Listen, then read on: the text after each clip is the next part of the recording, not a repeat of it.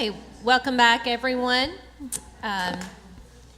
We appreciate you for being here, and it is time to reconvene the charter panel.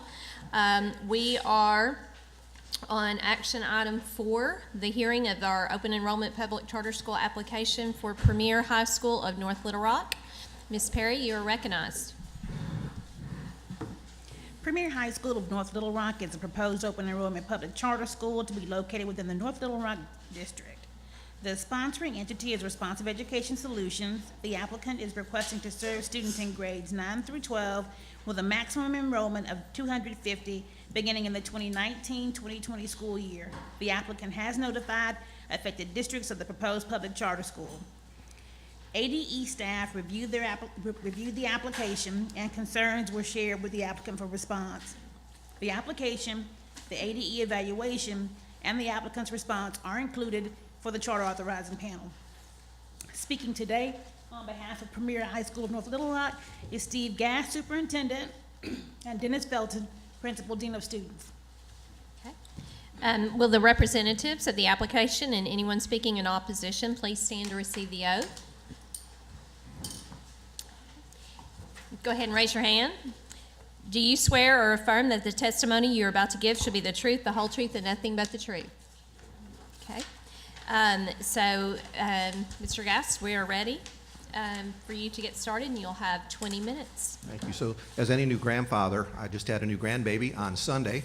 I was going to start with a slide of the baby, but my team told me that that wouldn't be very appropriate to do that. So, anyway, Well, there you go. congratulations. Thank you. Let me start my clock here.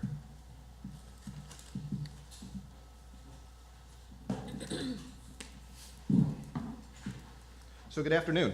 It is good to see you once again. As we were in front of you, all except for one new member, in December, getting the 5-year renewal for our Premier High School in Little Rock. We are pleased to be able to stand before you for our application with Premier High School in North Little Rock. As you know from the renewal presentation last December, Premier is a unique type of school.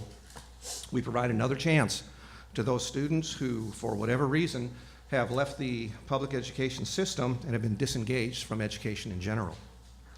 We are excited to have the opportunity to open a new Premier High School in North Little Rock and start providing the same opportunities for that group of students that we offer in Little Rock. Responsive education is part of a larger family known as Responsive Education in the Charter Schools. We have a main corporate headquarters, which is located in Lewisville, Texas, and our local Arkansas district, also here in Little Rock. And speaking of our team, I would like to take just a second to introduce the members of our Arkansas district office that are here that will be available as well to answer any questions that you might have when we get to that section of the presentation. Again, my name is Stephen Gast. I'm the superintendent. I have Mr. Curtis Shack here. Curtis, raise your hand. And Curtis is our regional director and our program director. Marla Pearson is our director of special programs. Dennis Felton, who you'll be hearing from in just a second, is our campus director, as well as consulting on our opening of other premiers here in Arkansas. Katie Stevens, our director of finance, and her finance team is here. Tamara Larry and Tracy Samples. Rhonda Bradford, who is also the principal of our Quest School in West Little Rock, is also our federal programs director. And that's our current group that works here out of our Little Rock office, which is on Hardin Road. Responsive Education shares a common mission across all of its brands, and our mission is to provide hope for students through innovative, character-based, personalized learning environments. Responsive Education was founded in 1998. It has always prided itself on being responsive to the needs of the individuals and the individuals within separate communities. There are currently 37 Premier High Schools operating in Texas and one in Little Rock. It is also the largest charter school district in the state of Texas. As evidenced in our application, under the section titled Other Charter Schools Sponsored by this entity, we operate 75 schools in Texas and Arkansas and offer 6 unique and very different types of schools. Our brands include Premier High Schools, Founders Classical Academies, digital learning campuses, iSchools, which are STEM-based, and one special school we have in Austin for the School of Autism. Recent information published by the National Guard Youth Foundation states that if you want to reduce crime, increase graduation rates. The numbers are almost staggering regarding those individuals involved in crime or incarcerated who never finished high school.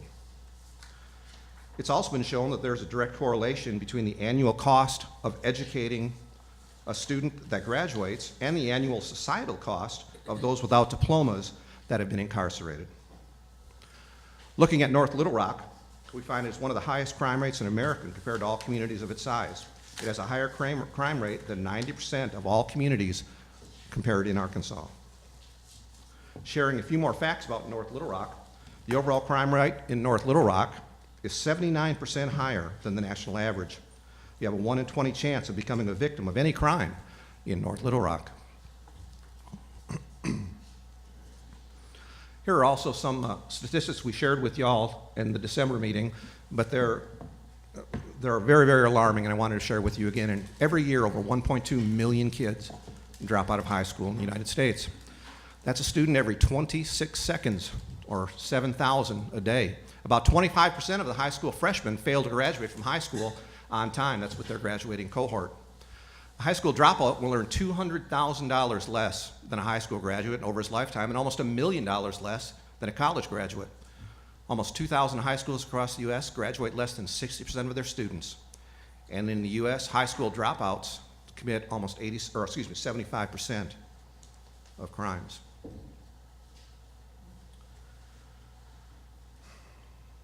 Premier High School helps students recover credits.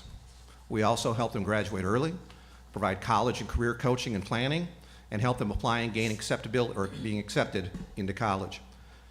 Based on TEA statistics, which is the Texas Education Agency, there are 145 alternative accountability charter schools in Texas. 6 of the top 10 and 15 of the top 25 best schools are premier campuses. 100% of the graduates are accepted into a university, junior college, trade school, or military, and that includes our schools here in Arkansas. So why we believe that North Little Rock needs a school like Premier. The school will be located within the attendance zone of North Little Rock High School. These statistics and numbers that we have on here are the same numbers that you have on your application. They're under our educational justification in the area as to why we believe that a Premier High School is needed in North Little Rock. And you look at those and you see that breaking down the data by race shows that there are significant gaps, including the difference between whites, African Americans, and Hispanics in their graduation rates. And one of the most compelling statistics is the 34.7% gap, or point gap, between whites and Hispanic students' graduation rates. I had the opportunity to meet with the superintendent of North Little Rock, and he and I sat down for about an hour and visited about Premier, because I wanted to educate him about what Premier High School actually does. And I was mentioning that I've had 17 years experience as a high school principal, and I guarantee you that over those years in some of the larger schools that I was at, we had a lot of kids that were walking the hallways of the high school that were old enough to be juniors and seniors, but had only enough credits to be a freshman. And I guarantee you there's hundreds of those kids walking the halls of North Little Rock High School that are in the same boat. One of the unique things about our school and our brand is we don't compete directly with North Little Rock Public Schools for their kids. We take those kids that have already disengaged, and we also take those kids who are maybe 2 or 3 years behind, give them the opportunity to come to us, restore their credits, and if they'd like, they can graduate with us, or they can go back to North Little Rock High School and graduate with their class. And that was a very attractive thing that we were talking about, because, you know, whether they graduate from Premier or North Little Rock Public Schools, that's a kid that's graduated, and that's a kid who's not in those numbers anymore. That's a kid that we've given a chance to. And so, you know, I'm very optimistic about the future that we have and the partnership that we could build, and I really foresee, based on my discussions, that we could be building something in North Little Rock that could be a model for many, many cities across Arkansas to really help move this graduation rate forward. At this time, I'm going to turn the presentation over to Dennis, who you have heard from last December, and we'll hear again talking about the Premier model.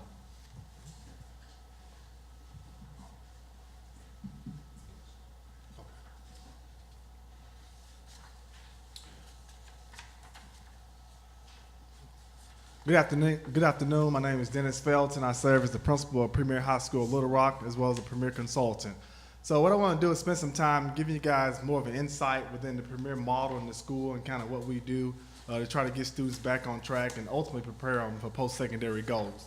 And so one of the things we like to pride ourselves on is reaching every student by connecting them with talents outside the classroom. And so each year we're constantly having student-led organizations, or I'm gonna say student-implemented led organizations that faculty members are overseeing to allow them to engage in extracurricular and enrichment activities on the campus and outside the campus as well. So talking about our graduates, one of the unique things that we try to focus on each year is putting high school diplomas in students' hands. And so you'll see our statistics from the first year that we actually opened up the Premier model in Texas, and even looking at our statistics just here in Little Rock alone, we have over almost 100 students that have a high school diploma that may not otherwise had a high school diploma if it wasn't Premier High School Little Rock.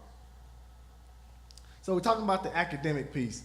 And one of the things we pride ourselves on is each year we sit down with our students and we develop individualized graduation plans.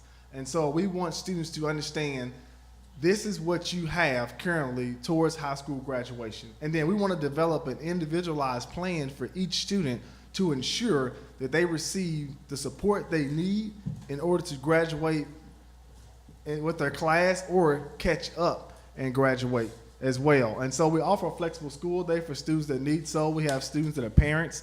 We have students that take college classes. We have students that are even outside, have other academic partnerships, which are taking like advanced placement, so it works out with their schedule, as well as even going to work to provide for their families. And then ultimately we have students that come over for the personalized learning approach in which they can graduate early with the anticipation of getting started with college early. So for instance, I had a student come in just Monday, and the student was 2 credits shy of graduating, supposed to graduate the class 2018, and the student wants to finish the graduation requirements and automatically try to enroll at Arkansas Baptist College. So for those who don't know, we're located in Arkansas Baptist College campus as well. And so talking about the different instructional strategies that we use, you see there we have direct instruction, independent instruction, accelerated instruction, and connected instruction. And so one of the things we try to do is offer a myriad of opportunities for students to receive instruction, because we know each student learns, have different learning styles and different learning preferences. And so talking about our goals, one of the things we want to set, we sat down and we met with you guys just here in December, talking about some of these goals and how we could use multiple measures to ensure that we are being fair to the school, but at the same time holding the school accountable. And so you see we have our goals in literacy, in science and math, and also we want to stay true to our goal, with making sure that students not only graduate in high school, but they're applying to post-secondary institutions. That way it doesn't stop when they cross the stage in May in their cap and gown. And then we think it's important to focus on student attendance. A lot of our students, they come to our school because they've been dropped at the previous district due to lack of attendance. So we try to provide not only professional development for staff, but intervention programs within our school. Instead of saying, hey, you missed 20 days, you don't get credit, you're out. We're here to provide hope for students. And so we want to provide interventions to allow students to continue to earn credit. And then we want to build the retention of our students and our staff. We want to continue to grow as a school. That way we can continue to grow and increase our capacity by impact. And ultimately we think Premier is very invested in the community because of the different partnership and agencies we have to work with. It's a must, it's a guarantee. We have to work with community stakeholders to ensure that we're using all the wraparound services to help parents and help students. And so talking about staff support, one of the things we want to continue to do is do job-embedded coaching and provide teachers with instructional coaching and feedback. And then that way, even our novice teachers are getting the professional development support they need. And then also each teacher is held with the responsibility of developing a PGP with the building level administrator, in which they're identifying their strengths and their weaknesses. And then we're putting plans together to address those weaknesses. Also, for new leaders, we like to use the Charter Leadership Institute that's implemented by the department through the orientation and as well as APSRC, which the leaders go through several standards, preparing them and being able to collaborate with other novice administrators and veteran administrators as well.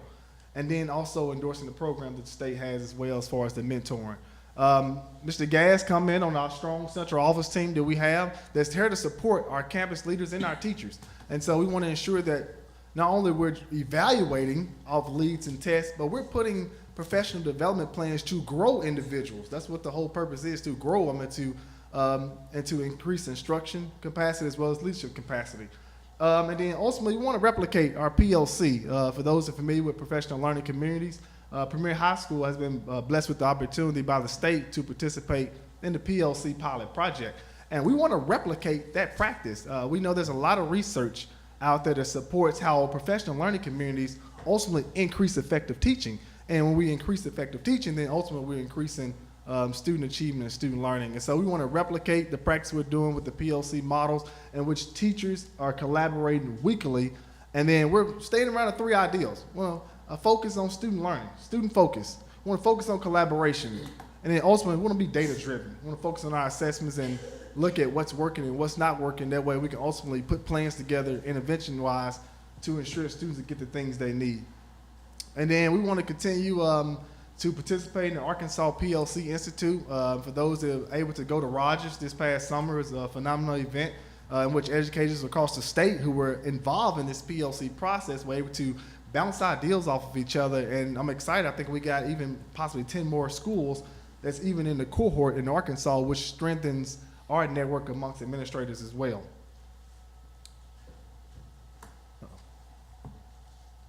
I want to recognize that Premier High School in Little Rock was ultimately also recognized by the department as being a model for best practice in personalized learning. And so just revisiting this video we showed you guys actually in December about the things that's going on in Premier High School, Little Rock.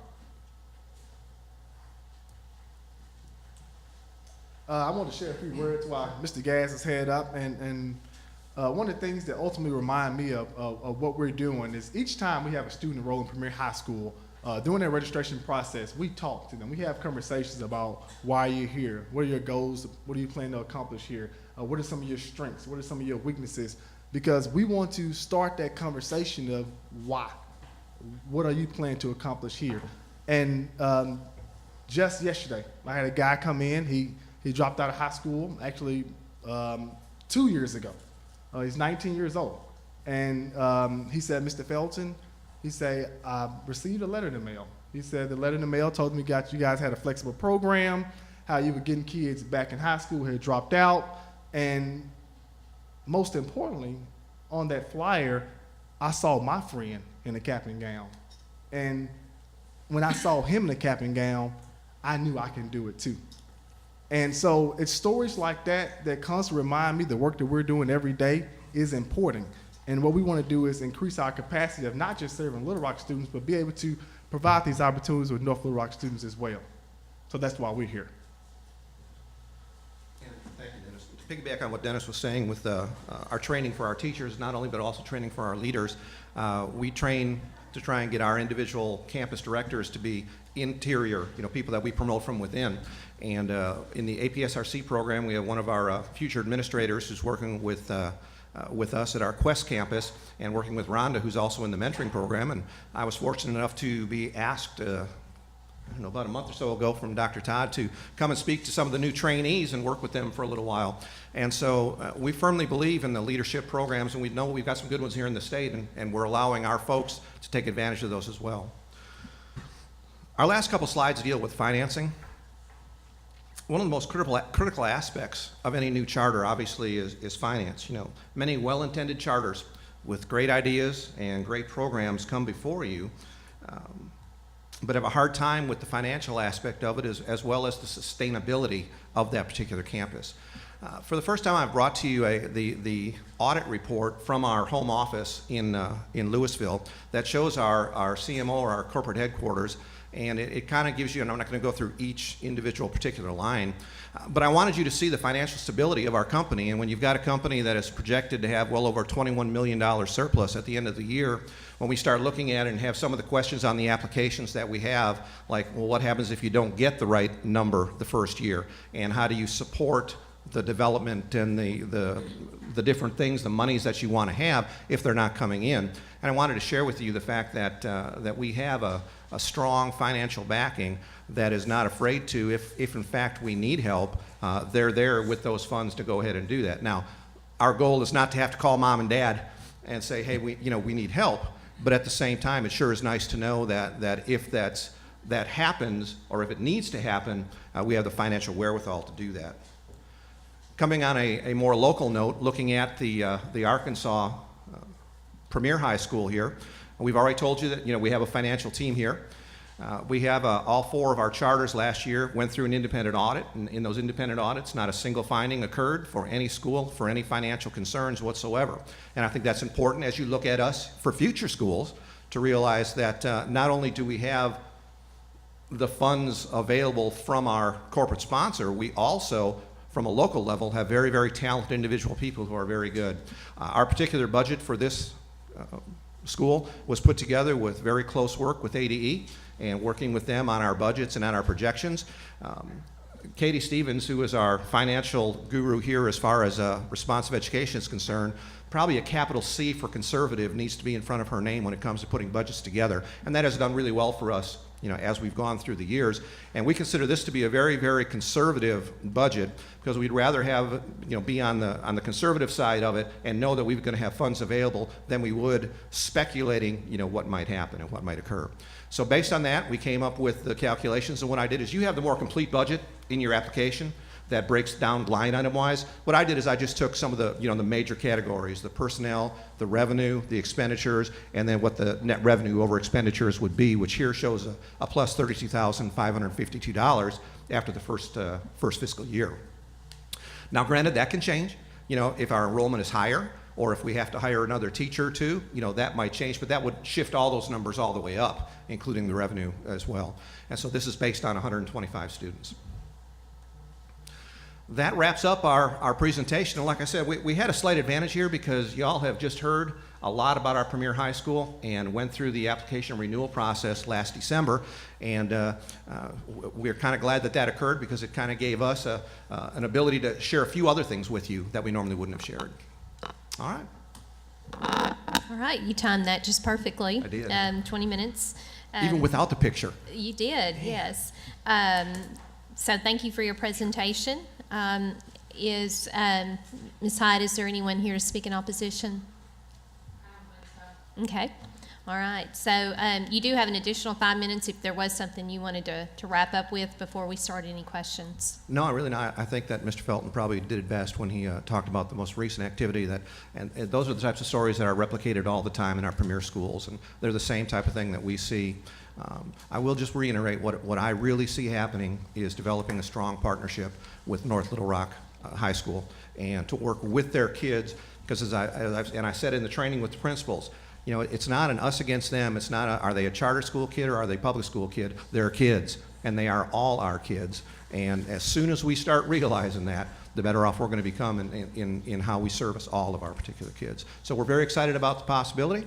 I will mention that since I do have a couple seconds, we are very interested and have actually designated 2 different sites that we are currently looking at that would serve really, really well for the school, including its proximity to North Little Rock High School. Because I think that if you're going to talk about a partnership, the availability has to be there where those kids can actually get from point A to point B or back again, and we need to be within the proximity of that to do that. And so the locations that we're currently looking at, every one of them are within a geographical range of the high school that would make it easier for kids to be able to do that.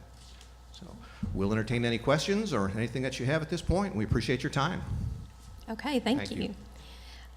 So as we've done previously, I think we'll ask Ms. Boyd or Dr. Boyd, and Ms. Height to go through any questions or unresolved issues. So Dr. Boyd will go over issues that the internal review raised. Thank you, Dr. Pfeffer. Yeah, we had a remaining concern about, we couldn't tell if there was a particular curriculum designated for the program or not.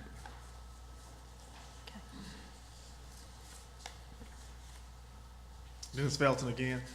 So we have a team, a curriculum team. Responsive Ed has a curriculum team in which creates our curriculum. Internally, we have a team that reviews the curriculum each year. We want to make sure, because the standards are constantly changing, that our curriculum is aligned to the Arkansas standards and the Common Core state standards as well. We also have academic partnerships with individuals like Virtual Arkansas in which we offer students additional courses as well, which all approve with the Arkansas Department of Ed. So just to follow up on that, students are, a lot of the instruction is done virtually and self-paced, or? It's a personalized approach. I wouldn't say all virtually. That means they're all taking digital classes. Okay. Can you describe it just a little bit more then? Yeah, so as it's more far like a hybrid model. We have direct instruction going on as well. You saw it in the connected instruction, which we have students that do take digital learning classes, and then we do have personalized courses where students are able to have individualized courses and work at their own pace. So, but as far as the, you don't have necessarily a single curriculum provider that you purchase. I didn't know if that was something that was pretty consistent in the premier schools, or? Yes, the curriculum writing is pretty consistent from the department. Now, when we purchase in Virtual Arkansas, they're just purchasing per course that students are taking. Okay. Yeah. So we have a branch of our company called Blue Learning, which is the curriculum base for our schools, and they write the premier curriculum. The group that writes that takes the core standards and the Arkansas standards and makes sure that the stuff that's being presented to our students here in Arkansas meet the Arkansas standards. They're not a Texas-based curriculum that we buy that comes in here, and we try and do that because they're not a Common Core state. And so we're very careful to make sure that that occurs. And then for each class that a student has, there's X amount of units, and they have to show proficiency throughout the course of those units before they're actually given credit for that unit. And that's where they can work at their own pace. Okay. Okay?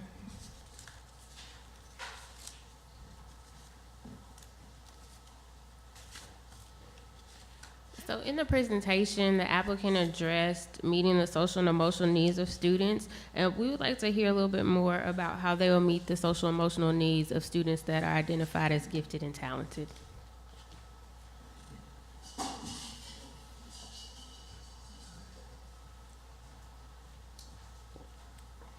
So one of the things we try to do is, of course, through the identification process, using assessments, as well as we have a college and career coach, and we've developed partnerships we like to be proud of. In particular, we have a program, Premier Prep, in which we allow students to take advanced placement courses as well as concurrent college courses, so they're earning high school credit and college credit at the same time. That college and career coach is constantly meeting with students to develop post-secondary plans and strategies to guide them in the direction they want to go. So for instance, that person brings college personnel to the campus to meet with students to talk about the college opportunities they have. They take those individuals out to college campuses and participate in STEM events and college days as well.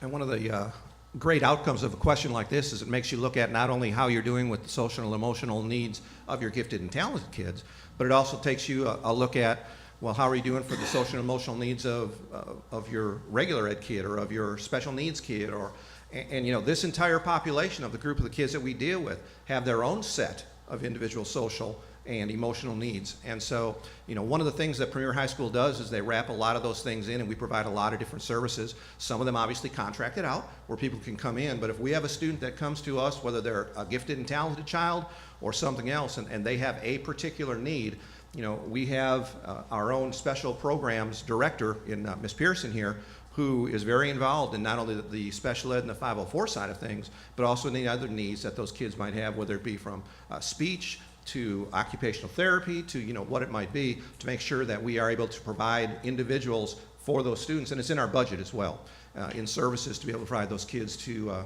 I'm losing my voice, I'm sorry, to meet the needs of those particular kids.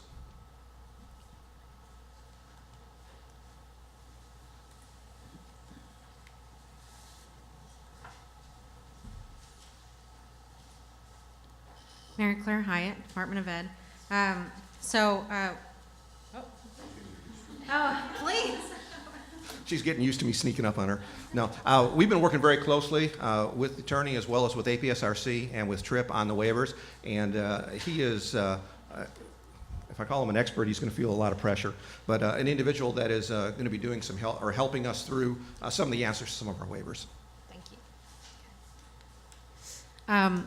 So to piggyback off of that, after the second legal review, I had an opportunity to speak with Mr. Walter about some of the remaining legal issues, and we were able to get on the same page about a lot of stuff. So a lot of the remaining issues have been resolved, with the exception of a couple of the standards walkovers and one or two other areas. So I anticipate that this will go pretty quickly because there's not a lot left there. So you come join me. On number Do we have that extra microphone Oh, for yeah. him? That may make it easier. Would you prefer, do you have a preference? Okay. Okay.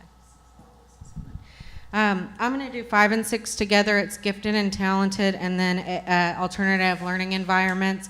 On both of these, the only remaining issue is a standards transition. So rather than old sections 18 and 19.04, it would be new sections 2G1 and 2I1 for both of those. So I think we're in agreement, but For the record, Trip Walter, Staff Attorney, Arkansas Public School Resource Center, I confirm on behalf of Responsive Ed.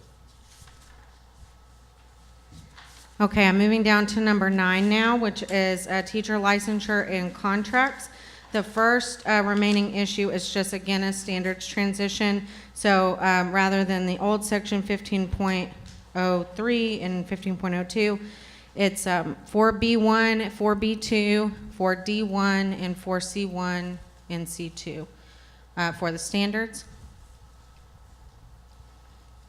Confirm and confirm that.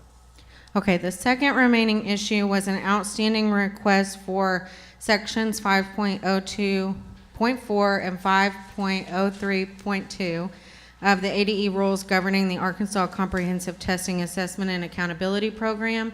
As of yesterday at ALC, those have been approved to be repealed, so 10 days from the day that they're filed, which I believe will be Monday. The issue was that those rules required that the assessment be administered by a licensed teacher, and if you have waivers of teacher licensure, that created some sort of issue. Those rules are being replaced by the Arkansas Educational Support and Accountability Act. Also, that will be in effect on the same day, 10 days from Monday, and they do not have that requirement in them. It actually allows for the classroom teacher to administer the assessment, so I don't believe that there's a remaining issue there. That's correct. Given the information that Ms. Hyatt has shared with us, if that is indeed the case, if this will allow classroom teachers, whether licensed or not, to administer the state assessments, that is, and standardized tests, that's what we were wanting. So can we just confirm the rescission of the ACTAP request? I confirm that. Thank you. Okay, moving down to number 11, which is flexible schedule, kind of a similar situation, is that the ADE rules governing mandatory attendance for grades 9 through 12 have been repealed. Those are already final, so the repeal is final now, so no waiver of those are necessary. And additionally, just a standards transition from the old sections to the new, so it will be 1-A.5.2, 1-A.2, and 1-A.6 would be the standards transition there. So I just need confirmation of acceptance of that. Confirm acceptance. And I just wanted to allow the applicant a chance to provide you with some additional information, because one of the waiver requests is for a waiver from the 38, which required courses to offer. And I know that that is not often granted, and I wanted you guys to be able to have an opportunity to hear their reasoning behind that, so I'll let them provide you with a little bit of info. Thank you. I'll go ahead and make some comments, and if there are any deeper educational concerns, then I think Mr. Gast or Mr. Felton could, or one of the RES team members could explain that. This is a waiver that is currently held by Premier's Little Rock School and also by Sciatech. So what the waiver, how the waiver is being used at Premier Little Rock and how it's going to be used at Premier North Little Rock, if granted, is this. Obviously, we know that graduation requirements cannot be waived, and that is not what we are asking for. The full 22 units required for graduation will be offered and taught as required.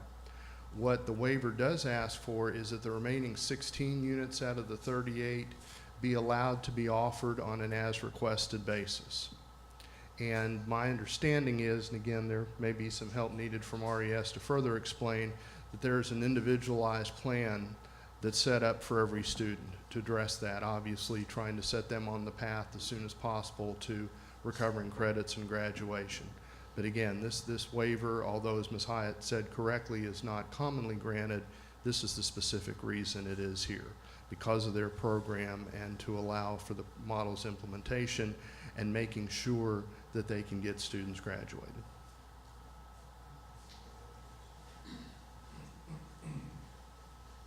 Just piggyback off Trip, because we do have a lot of students who are typically just have a few credits left to graduate, it allows us to tailor the student's schedule according to their needs. And so just to give you an example of that, I was meeting with a student just a couple of days ago, a senior just transferred in. Student needed just 3 more credits to graduate, had previously dropped out, and we started having a conversation about what do you want to do after high school. And that student commented that they want to actually potentially work in business. And so we explored our course catalog, and that student wanted to take accounting. And so we got that student set up in computerized accounting course that we have available through Arkansas, Virtual Arkansas.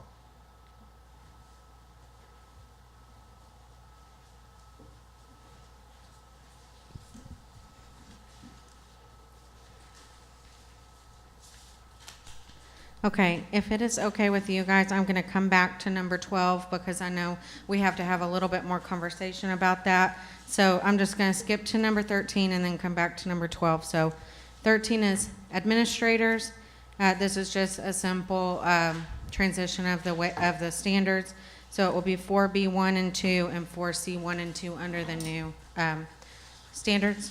So just need a confirmation on that. We will confirm that. And Ms. Hyatt, before Yes, we ma'am. move on, if you think 13 or number 12 will take a little more discussion, I was going to see if any of the panel members had questions about any of the other waivers that have been discussed. No? Okay. All right, let's go on then.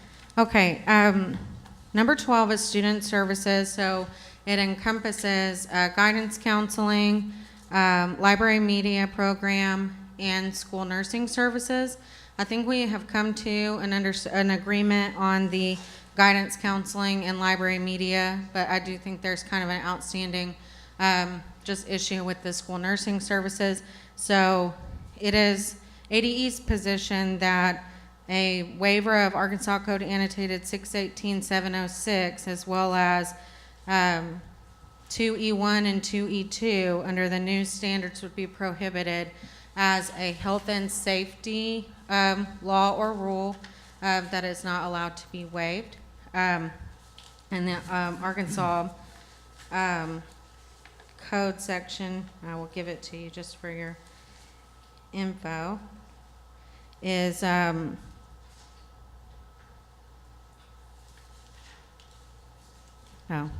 it's on the front, not the back, is 623-401B, and it outlines things like graduation requirements, health and safety, laws and rules that can't be waived. And I think Mr. Walter has some comments of his own there. Yes, thank you. Our executive director, Scott Smith, has talked to Commissioner Key about the whole waiver transition process that the department is undertaking and his concerns as to that process. And as a result of that discussion, it's my understanding that's why the 6 charter schools that originally scheduled to be, I guess, your first topic order of business this morning to discuss their transition waiver plans or maps were not presented to you today. So we are willing to withdraw this waiver at this time to allow for further clarity and this conversation with the department to obtain further clarity in this area. Since this is a new position they're taking as to the health waivers, as to them being prohibited by 623-401B, this is the first time this position has been taken by ADE Legal, and there are many other charters that hold these same waivers. So we will withdraw at this time, but we do reserve the right to come back and make a request at a later date. And I think that the discussion that we had this morning as far as mapping out the waivers lends itself to this, as far as either, if a group consensus isn't reached, then any individual charter would certainly be welcome to come back so that we could discuss that further, so. And just a point of clarity for you all, I think that the comprehensiveness of the changes to the standards really shed some light on some areas where there might have been some inconsistencies or some areas for improvement by the department. And so that's kind of why some of them were granted in the past, and the position has kind of changed. So I just wanted to clarify that in case you were wondering. And if there aren't any questions about that, we can move on to the other parts of Section 12. Okay. Under the new standards, the applicant will need 4E1 and 4E2 for guidance counseling, 4F1 and 4F2 for library media specialists, and 2C1 and 2C2 for student support services plans. And then I have a question about one of them, if you just want to confirm those first, and then I can ask my question.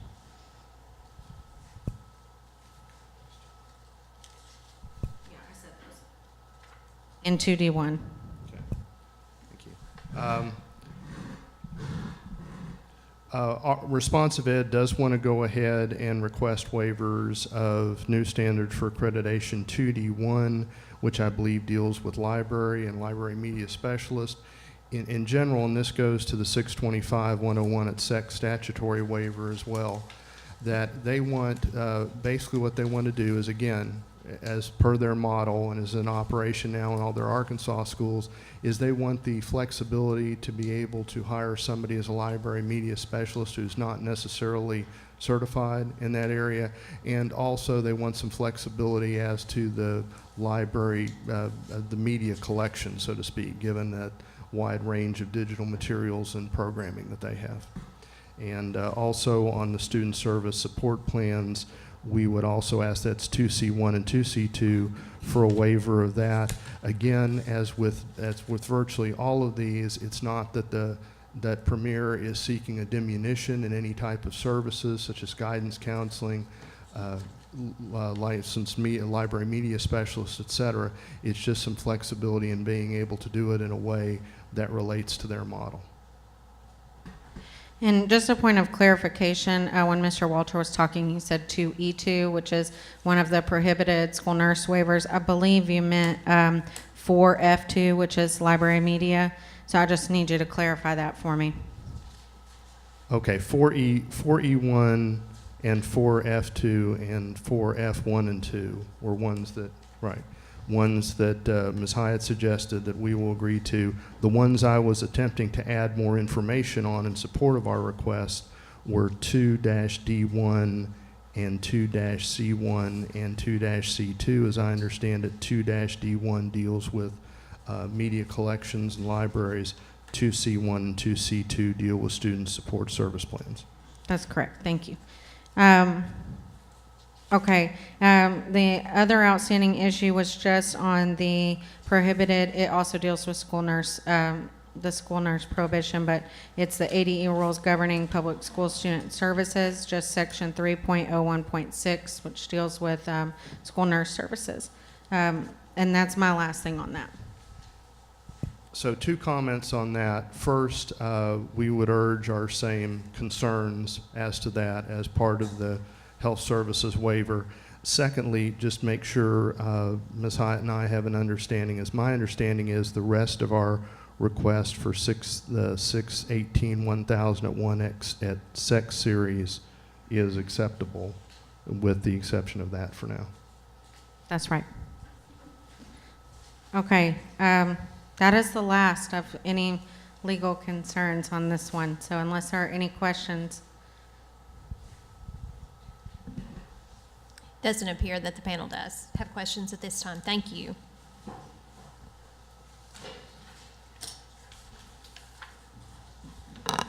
Okay, so with those issues having been addressed, we'll start with questions from the panel about the application. So I'm going to start this time with Dr. Kramer to see if she has Any questions she wants to ask? Under the measurable goals table, number 4, where all are enrolling in post-secondary, enrolling for a post-secondary program or continuing education of some kind. Right now, it looks like your curriculum is designated through Blue Learning, you mentioned, for the career and technical courses as well. Is that correct? We tend to lean on Virtual Arkansas. Okay. Of the courses that you have listed, the Intro to Criminal Justice, Criminal Law Foundations, Family Consumer Sciences, have you had communication with the Department of Career and Technical Education that those courses are also career and technical ed approved courses and aligned with those courses? Yes, and then we're also able to use the AD's Data Center that also gives you the information as well. And one of the things we're hopefully implementing is a JAG program. We recently met with Kathy Turner, trying to implement that in Little Rock and giving students are able to earn credit with some of the work they're doing already in the community. Okay. We had reached out to Ms. Turner several months ago to meet with us, and they actually came to our district office, and we had a meeting to start planning and putting forward how we would implement the CTE, not only in the Premier model, but in other models as well. Okay.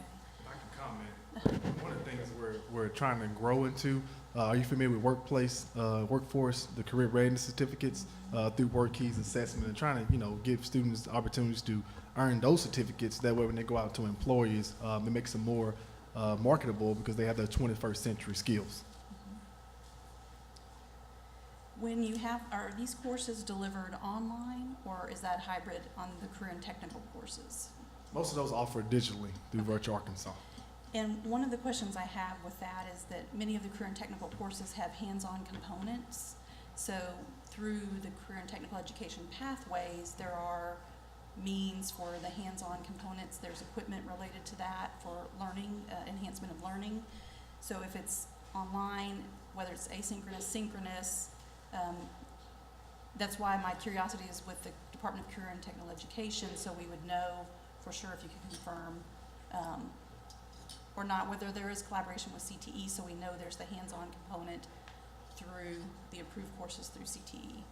Well, I'll confirm that we do plan working hand in hand with the CTE department to ensure that's going on. And then anytime we use a digital course, we actually hire a facilitator as well. And it's able to engage in those hands-on activities. And then Virtual Arkansas instructors do a great job of providing us with a syllabus. And that way, if we need to buy instructional supplies and materials for those courses, we do so. So, Mr. Felton, are you planning to do pretty much the same thing in North Little Rock that you're already doing in your Little Rock school? That is correct. With the career courses. So what might be good is Dr. Kramer you may not have been here earlier, but she is the new deputy director at Arkansas Career Education. So it may be good that if you would be able to visit actually the Little Rock school and get to know that better, and then work hand in hand going through this year at the Little Rock location, and that'll help out also with the opening and any new courses that they may wish to add. Because in your model, if you are kind of continuously adding things based on student needs, that's probably something career ed would be very interested in, and how can we support more on-demand type learning, but also for those students to complete career pathways and obtain those readiness certificates. Well, consider this an open invitation, and to work with us. And like I said, I think you've learned over the short time that we've worked together is we don't just want to do it, we want to make sure we do it right. And if you can provide us the type of information that will help us better make that particular course relevant to that child, so that it's not just a course and they go and they never do something with it again, we're all for that, and we would appreciate it. We really would. Dr. Williams? Yes, a couple of lines of questioning, and I'll make it brief. You mentioned meeting with the North Little Rock superintendent, and how did that go? I mean, well, we gave each other a hug at the end of it, if that means anything. No, we actually did. He is a really top-notch individual, I thought. I originally set up the meeting because I knew that with him coming in, I didn't know how much he knew, one, about charters and how much he knew about the Premier model. And, I understand that it's a little bit, in some districts, can be a tenuous situation. And I think that our philosophies are very, very similar in that, it's what's best for that child and how we can help them. And I think when I started explaining to him how I saw us fitting in to their school district in being able to help with, with the kids and with the recovery, he was very interested in that. And so I was very encouraged by the meeting that we can continue to move forward. We've been talking for years that one of the keys to successful charters is the relationship that they try or can build. It's a shame that we have a part of the meeting that says, is there anyone in opposition? And I think that we have to work and continue to work against an opposition and more into how we can fit in. And now I do understand that the neat thing about Premier is we are a different type of school. We don't necessarily compete for the same kids, and that does make a difference as well. But I thought the meeting was very encouraging and went very well. Okay. And my second line is just that you all have, looking at your sheet here, 4 schools currently, Northwest Classical, Quest Pine Bluff, and Premier Little Rock. Could you kind of give us a status of those schools, how well they're doing? Sure, and of course, we have closed the Pine Bluff location. Okay, Pine Bluff's closed. The Pine Bluff location was still operating when the application was turned in, and so we listed it as a current school. That school has been closed out, and the other 3 schools are obviously in operation. We graduated 25 kids from Premier this school year, and so we're happy with that. The progress of the school up in Bentonville, the Northwest Arkansas Classical Academy, their numbers are outstanding. We have some work that we continue to do. Sorry. Yeah, top 3 high school or schools in the state. Our scores were a little disappointing. That came in some of the areas in Quest. When you look at them compared to the state averages and those types of things, they came in looking okay. But at the same time, there is some identification that took place on that campus and some programs that have already been put in place to try and help raise the scores in some of those areas, on that particular campus. That campus has seen an interesting kind of changeover in the last several years to the population of the group that we serve there, and that necessarily hasn't been. They're coming up for renewal, and you'll get a lot better picture of what we're doing at that campus coming up in December. But overall, our schools we think are doing extremely well. At the same time, when we know there's a challenge and there's something that needs to be worked on, we take it head on. And I believe I've got with Ms. Bradford, probably one of the top administrators in the state of Arkansas, working at that campus to get it where it needs to be. Okay. And just to kind of close out, you gave a nice overview of the 3 schools. What about Pine Bluff? It's closed. Why was it closed? It was a joint effort between us and ADE, and Mr. Freddie Scott's department and us worked extremely close over the course of the year to transition those students over to other schools, to make sure that all the finances were handled appropriately, that all the equipment was handled appropriately. Was it a lack of performance? It's what I'm trying to get to. Sure, okay. Like Classical Academy is doing well in Northwest Arkansas. Right. So, Premier, Pine Bluff School, there were a number of challenges. We had serious challenges with the location of the facility. We opened the school as starting in 5th grade and moving up. When those kids came in, they were several grades behind, which was difficult for us to move them forward. Historically, if you look, we went back and asked for K through 4 and asked to be able to move the facility because of the disadvantages that we had within that particular building and where it was located, and that request wasn't approved. And so when we looked at, when we talked about the financial stability of our main company, we were putting well over $100,000 into the program, and when we thought what we needed is to give those kids a running start, and that didn't occur, it became in our best interest in that particular model for that particular area to possibly give another charter school who was maybe had a different look, to give them the opportunity to do that. And in all fairness, what I think we might look at is this Premier model is something that could be an extremely beneficial model, not only in the areas we're in now, but also in the Pine Bluff area. okay, thank you. That's very helpful. I was just looking at your overall portfolio here, and it looked like Premier model is kind of the model that you all have more schools in that model than the others? We have more in the Premier and the Founders model, the model that we have up in Northwest Arkansas, is becoming an extremely popular model. Those are just a little larger schools. The Premier has never been built to be a school that's going to have 500, 600, 700 kids. You know, we capped it at 250. It'd be a miracle if we ever got that particular high, but we want to make sure that we give everyone that wants a chance to go to a school like that to be able to go to that. But its design is to be a little bit smaller. Okay, thank you. Couple of questions. In your application, you mentioned several times highly qualified teachers. Want to make sure it was clear that that's HQ2 is no longer in existence, that we have Arkansas qualified teachers, and if you could address the assurance that teachers would meet those requirements prior to entering the classroom. Yes, you are correct. Basically, we know that Arkansas highly qualified basically adopted the federal mandate that's required. In our interview and application process, we ensure using college transcripts, official transcripts, and as well as licensure and the licensure portal you guys provide us as well. And then in the event that we have somebody that's not highly qualified that we need to put on an additional learning plan, we ensure that's done through the appropriate universities as well.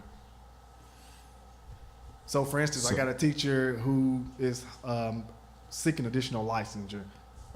They're going through an MAT program that's been approved by the state. Okay. I would just caution, make sure that all the teachers meet the AQT requirements prior to entering, and to realize that AQT is not a pathway, and that those requirements should be met prior to the teacher teaching the course. Yeah, and once again, one of the other benefits of a larger organization is that we have, you know, through the Talent Ed portal that we have, that's our application process, and the way we go about doing things, we have many steps and checks and balances that are put in place to make sure that, you know, the last thing I want is a call from one of these principals saying, hey, guess what, I just hired so-and-so and I just found out. You know, we don't want to just found out, we want to find out long before that particular happens. And so a lot of those safeguards are put into place, a lot of it through the size of our company, that allows us to go ahead and do that, because we have resources available to us that normally somebody who is just sponsoring one or their own particular charter might not have. Okay. And did you? Go ahead. And the second question is in regards to the background checks. I know that there was some previous waivers requests. I just want to make sure that it was clear of the requirement to ensure that all background checks were done and completed. Yes, sir, and I will guarantee that. I don't want your child or my child in somebody's classroom that doesn't belong there. Thank you. Dr. Hernandez. So looking at a lot of the goals that were set up here, I see things in regards to literacy, math, science, and attendance all talking about increases. And so I know that maybe you'd mentioned this is going to be the same model that we have now in Little Rock. And so what we didn't have in December and what we have now is kind of an updated version of this last year's data. And so when I look at some of these things, you know, I see kind of a 3-year trend of decreases in attendance rates, decrease in math and literacy and science. And so those, I guess, are concerning in that I wouldn't feel comfortable in replicating that model somewhere else without hearing about what are some of the plans to address those and some of the reasons, you know, why we're seeing some of that. In addition, kind of a decrease in ADM. So we're seeing like from about 127 students down to 95. And so where does that performance level and viability come into question there? And does that concern you guys as a whole, and what are you doing to address that kind of gives some comfort in replicating this model somewhere else? One of the things that we're trying to improve on, in particular through our PLC process, is using the data.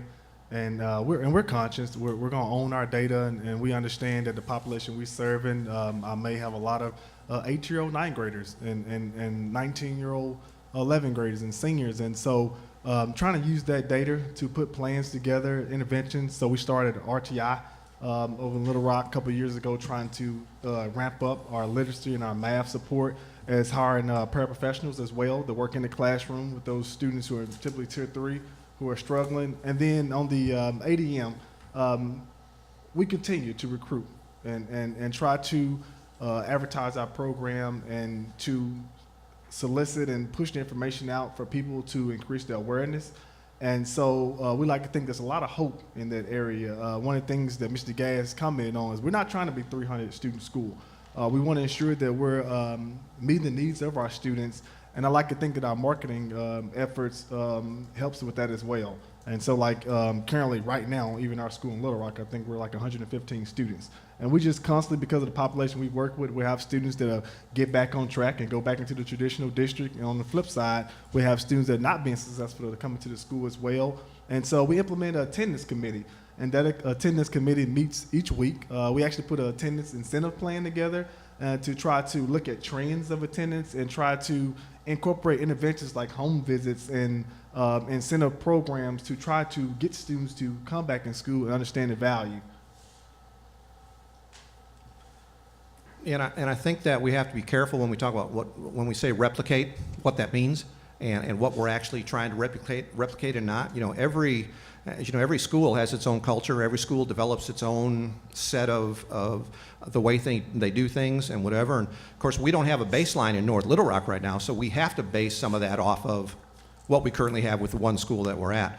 But our intent is obviously never to be happy with where those numbers are. If you'll recall at the renewal hearing, I came out and I said, if you're looking for a school that's going to have these huge ACT Aspire scores and be right on the top of everything, that's not what Premier is, and Premier never will be that. But that's not to mean that we don't have successful kids, but it does mean that we have to look at those trends, and we do. And as you can tell from what Dennis said, we take some action in those particular areas. And so anytime you get to replicate a school, what that means to me is I get to take all the good stuff, and then I get to start the programs that we can see we needed to work on in Little Rock and start them at a higher level or at a different level when we open up the next one. So, but the intention is with these goals is to see increases and not be satisfied with decreases. Well, that's correct. No doubt about it. I mean, but there's a difference between wanting the increases and doing nothing about it, and then noting that you have some place that you have to work, and then putting some type of plan in place to go ahead and target that and do that.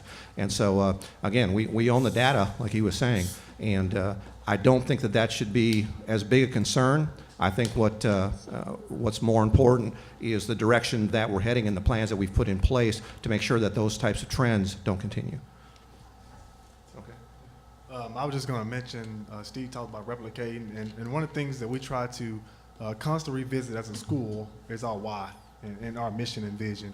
And ultimately, we know we're trying to tap into a forgotten population that typically are just walking the streets of Little Rock and North Little Rock who are not even in high school.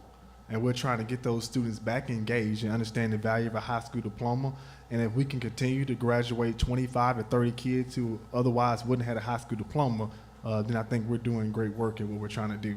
But at the same time, we have a great team that believes in continuous improvement. That's the thing I like about, that's what I like about what we're doing with the PLC process. Each year, we're sitting down looking at, okay, this is our needs assessment.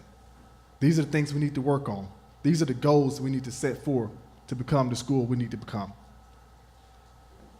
Dr. Hernandez, if I could just one more comment on that. I think one of the things that would be alarming to me is if I saw our graduation starting to skyrocket, having our daily attendance at 160, 170 all of a sudden, and us being looked at as more of a diploma factory than an actual school.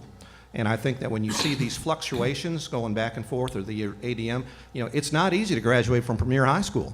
They can't just show up and they get themselves a diploma, and that works. But even for those kids that have been disengaged to begin with, for us to grab them and re-engage them is not an easy process to happen. But I think that some of the things that you are concerned about are also showing us that it's a viable program, and it's a program that they can't just. We don't have the reputation. You just come and you get a diploma. And I think that's important too.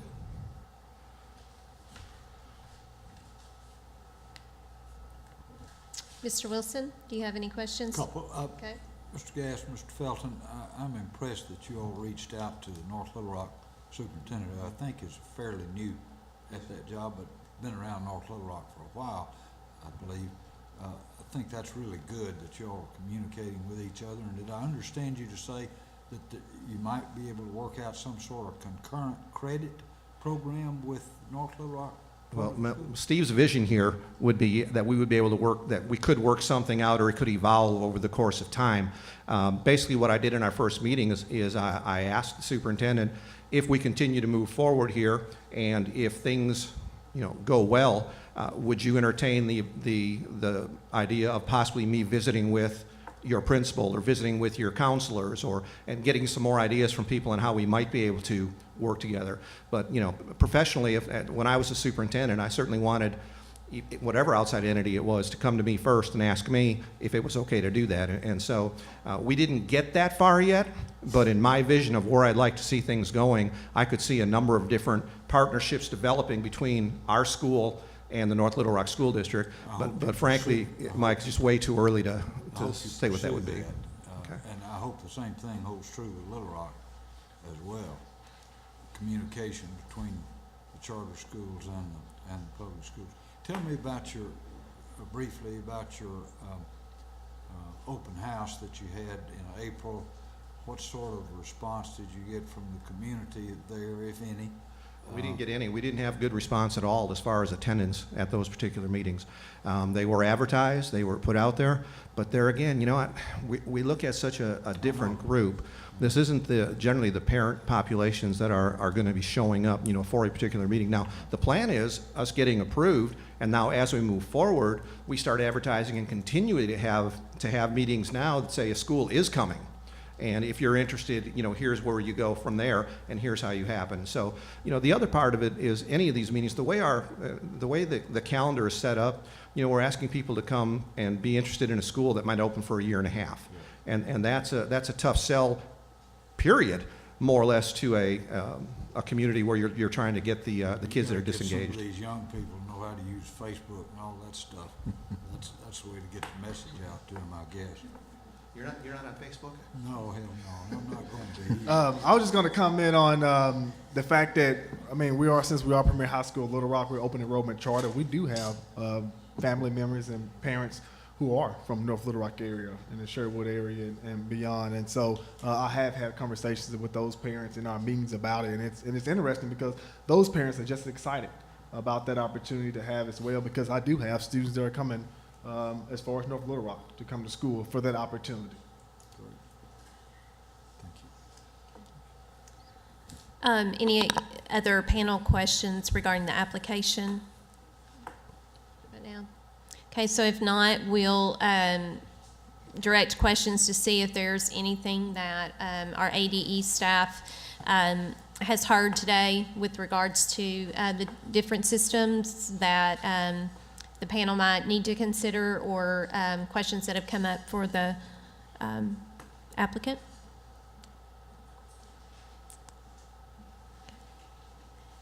Ms. Hyatt, looks like she has a question.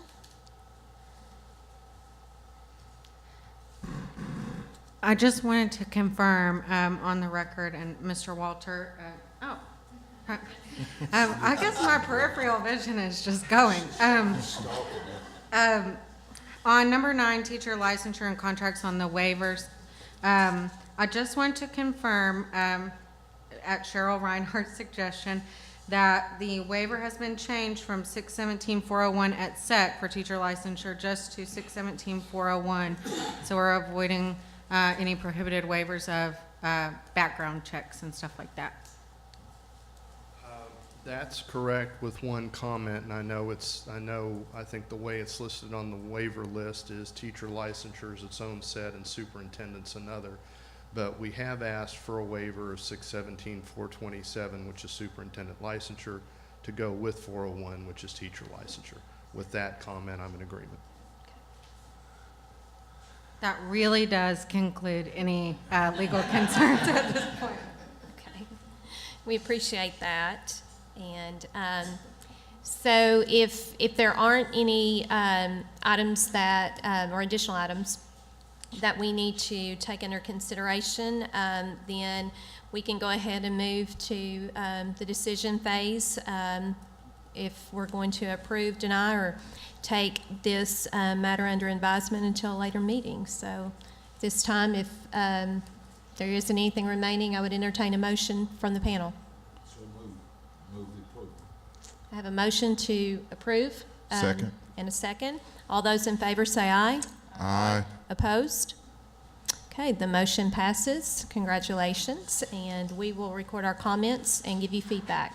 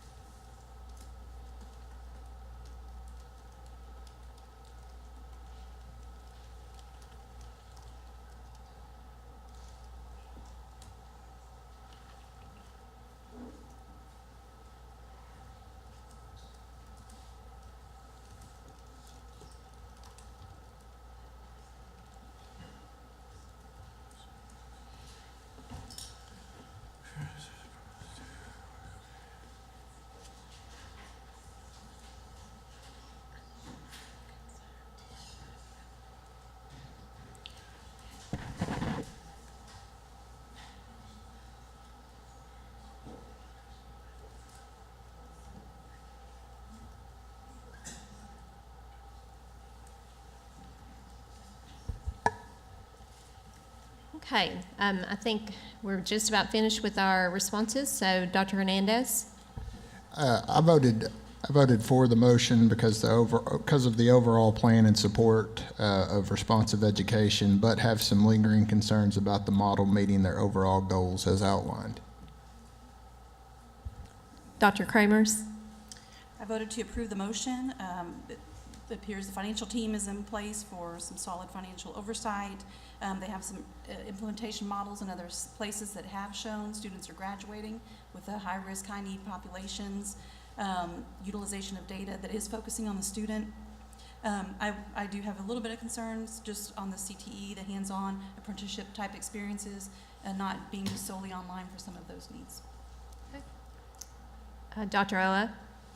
Voted for the motion to approve the application. I felt that the charter school application and presentation both addressed the current need of the geographical community as well as the student community in that setting, and provided detailed explanation on the supports that would be provided to both the students and the educators.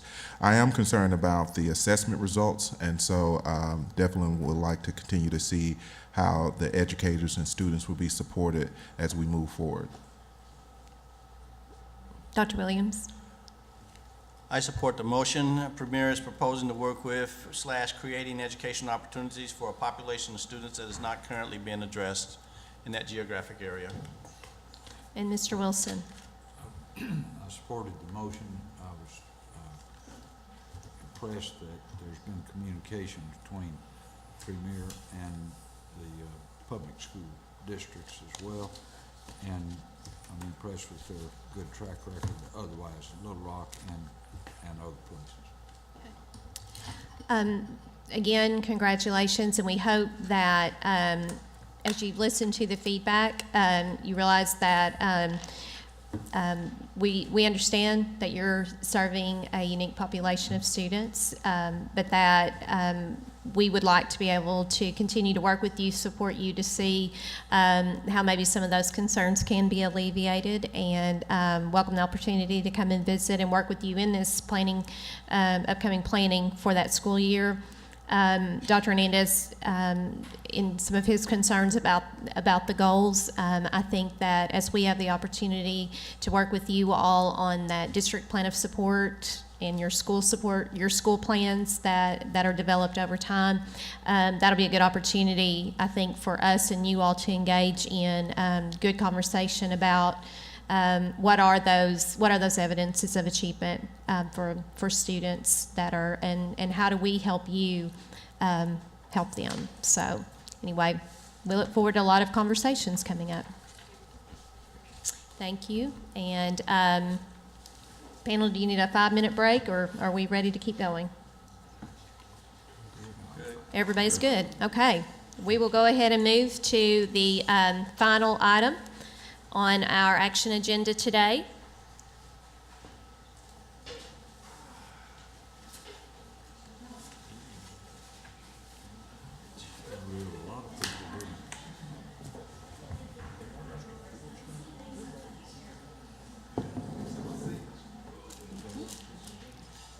Prolific Learning Arts Academy. It's Let's hang on just a minute. I'll let everybody get transitioned out. Yeah. Okay.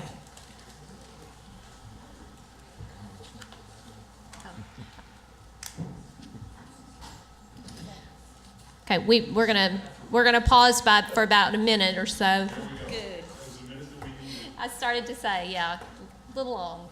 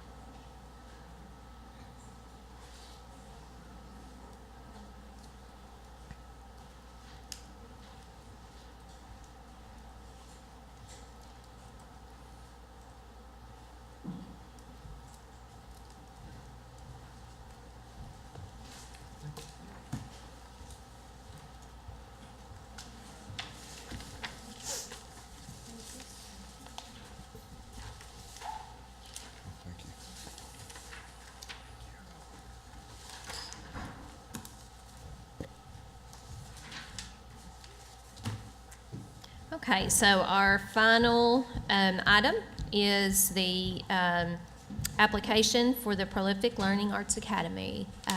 Ms. Perry, you're recognized. Prolific Learning Arts Academy is a proposed open enrollment public charter school to be located within the Little Rock School District. The sponsoring entity is AVA Through Knowledge, Inc. The applicant is requesting to serve students in grades 9 through 12 with a maximum enrollment of 350 beginning in the 2019-2020 school year. The applicant has notified affected districts of this proposed public charter school. ADE staff reviewed the application and concerns were shared with the applicant for a response. The application, the ADE evaluation, and the applicant's response are included for the charter authorizing panel. Here on behalf of Prolific Learning Arts Academy today, we have Mr. Edmund Davis, the Play Executive Director, Ella Sargent, Play President of BODs, Michael O'Leary, Play Board Member, Trey Chandler, CPA, Omad Wiley, Play Board, Rachel Bellman, A+ Program Coordinator, Kendall Ashley, Sponsoring Board, and Monica Davis of the Sponsoring Board. So will all representatives of the application and anyone speaking in opposition please stand to receive the oath? Do you swear or affirm that the testimony you're about to give shall be the truth, the whole truth, and nothing but the truth? Okay, thank you very much. And we will begin with the presentation. If you'll come forward and state your name and position for the record, you'll be recognized. Sure. My name is Edmund Davis. Okay. Mr. Executive Davis, you Director. have 20 minutes. Yes, ma'am. Well, I want to say thank you, board, and thank you for the introduction, Ms. Virginia. I appreciate that. And to everyone here, I will be introducing to you Prolific Learning Arts Academy, AKA we also know each other as Play. Our mission, dedicated to empowering learners to become prolific leaders through high-quality educational standards, the arts, parental initiatives, and in real-world best practices for the 21st century. Our vision, Play is dedicated to becoming a world-class, open enrollment, free public charter high school that strategically employs integrated arts, parental initiatives, and social responsibility into the curriculum. This is, of course, to increase student achievement moving forward. I'm going to let you all look at the image here. This is 145 years of educational experience before you. This is the board of directors, of course, from charter schools to military academies to high schools to collegiate level ranks to middle schools. You have different genres of education, 145 years on that film right there. That's my board of directors. They hold me accountable. Actor, director, and activist, Mr. Wilbur Cobbs, they call him Bill Cobb. He's an advisor to Play's decorated board. Mr. Cobb, for those who don't know, was the man that shot Wesley Snipes at the end of New Jack City. He's also a counterpart to Whitney Houston in The Bodyguard. And Mr. Bill Cobb is also starring with Ben Stiller in Night at the Museum. He's just a phone call away from giving us advice moving forward as a 50-year veteran of the arts. Another ambassador is Arkansas's own American comedian, James Lewis, also known as Little JJ. He's a college graduate, and of course, he's on Netflix now. But of course, this person right here stars with Queen Latifah in Beauty Shop, and also the Nickelodeon series, Just Jordan. Play's proposed location is at the epicenter in the most, arguably the most busiest street that we know in Southwest Little Rock. That's the intersection of Guyer Springs and Baseline. We would say that's pretty much the line of demarcation, if you will, for Southwest Little Rock. This location is 6210 Baseline Road. The American Taekwondo building, the old one, is 6210 Baseline Road, and the footage, the square footage there is about 36,000 square feet, and the building was built in 1983. It's still good. We've been there several times. This is the proposed location for Prolific Learning Arts Academy, also known as Play. And it's also right across the street from one of our potential partners. That's the D. Brown Library. These are the programmatic features of Prolific Learning Arts Academy. We have the threefold arts infused curriculum. We also have the parental involvement education. We also call that PI, and I'll explain a little bit later about what PI means. We've got personalized learning, because these underserviced individuals we will be serving, this is where personalized learning comes into play. We've got social and civil responsibility. That's something that's going to stand us different and set us apart from other schools that be public charter schools. And career and college readiness. Now, how is Play different? Dr. Jeremy, do you like Spider-Man? I do. Okay. Now, of course, Spider-Man is not only a superhero, he's also an artist. For those who know, Peter Parker was a photographer working as a side hustle, if you will. So we just want to let you all know that you can tie arts into things like this and moving forward. Play will infuse the arts into its curriculum by using the A+ Models program. Of course, we're big on arts. And without further ado, we have one of our state leaders here that's a program director for the A+ programs models. Right now, I would like to introduce to you Ms. Rachel Beltman. Come on up, Ms. Rachel. Thank you, Edmund. All right, there we go. Good afternoon. I'm coming to you as a representative of Arkansas A+ Schools, which is a program under the University of Arkansas Fayetteville. And we are excited about the potential to partner with Play and having Play designate as an A+ school. A little bit about A+ is that it provides a whole school transformative model that some of you, I believe, are familiar with. And it allows for teachers to receive professional development for a 3-year implementation in how to infuse and integrate arts into a daily experience for students. So it's not taught in isolation, but it's actually a part of how curriculum is introduced and assessed daily. Edmund and I had talked a lot about how to bring artists into the schools so that it's not all just taught in isolation. We've talked about how A+ will help support in the summer with unit planning and lesson planning through the arts. We also talked about how the fellows in A+ will provide support to those teachers so that no matter the teacher's background or experience level, they're still going to receive support in meeting the goal of infusing arts into the students' everyday experience at play. Thank you, Ms. Rachel. And of course, to this next slide, I won't read it all verbatim. In fact, I'm going to take off my jacket real fast right here. Thank you, sir. Pull this off. I'm going to move around and be a little bit more mobile. Of course, we will foster this model, the A+ models. Right there, you see a set of commitments. These commitments are something that's essential to the development of the A+ model, which will be a partner with Prolific Learning Arts Academy. Now, I want you all to take a good look, Mr. Wilson, at this threefold arts curriculum. We will use multiple levels to talk about the arts. But first, let's look at the arts-infused curriculum. It will be content-heavy. That's where we're going to nail it home with regard to the classroom for the arts. The second part, okay, we will foster the arts with our project and community-based learning for our students. This is outside and inside the classroom. And last but not least, we will use arts to enhance the social and emotional learning for students. Research tells us this is a great route to go about, and that's what play is designed to use. This threefold arts curriculum fashion. This is what we're going to do. This sets us apart from other schools moving forward at Prolific Learning Arts Academy. Think children don't need the arts in the 21st century? Think again. They really need arts. And here's an arts education that teaches children too. Problem solve, Mr. Wilson. Also self-direct. It talks about being socially and civilly responsible. Also to be affluent in technology. Those are some of the things it talks about. Now again, getting back to comic books, whether you like the Marvel series or the DC Comics, Matt Murdock. Dr. Williams, you know who Matt Murdock is? Daredevil? Yes, sir. Let's give him a hand, y'all. That was Daredevil. He got me off on that one. Daredevil is a pianist. Look at him. He's an artist. He's also blind, by the way. I know Dr. Williams knows that. Okay, also Colossus. Colossus was an artist as well. He was one of the original X-Men. And so again, this is not about cartoons and comics. It's about esteeming the arts. And of course, we can take comic books and all these types of characters. You'd be surprised who else is an artist. Supergirl, by the way, was a sculptor. And I digress. Move forward. Here we go. Play plans to implement the 4-season structured model to prepare students for a global society.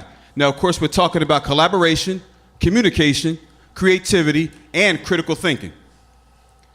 Play's classroom instruction is a tale of two sides. We're leaning more towards the B side, but I'll show you what the A side is. Of course, the A side, it says teachers knows everything. That's traditional. 21st century like play, we're talking about teachers as learners.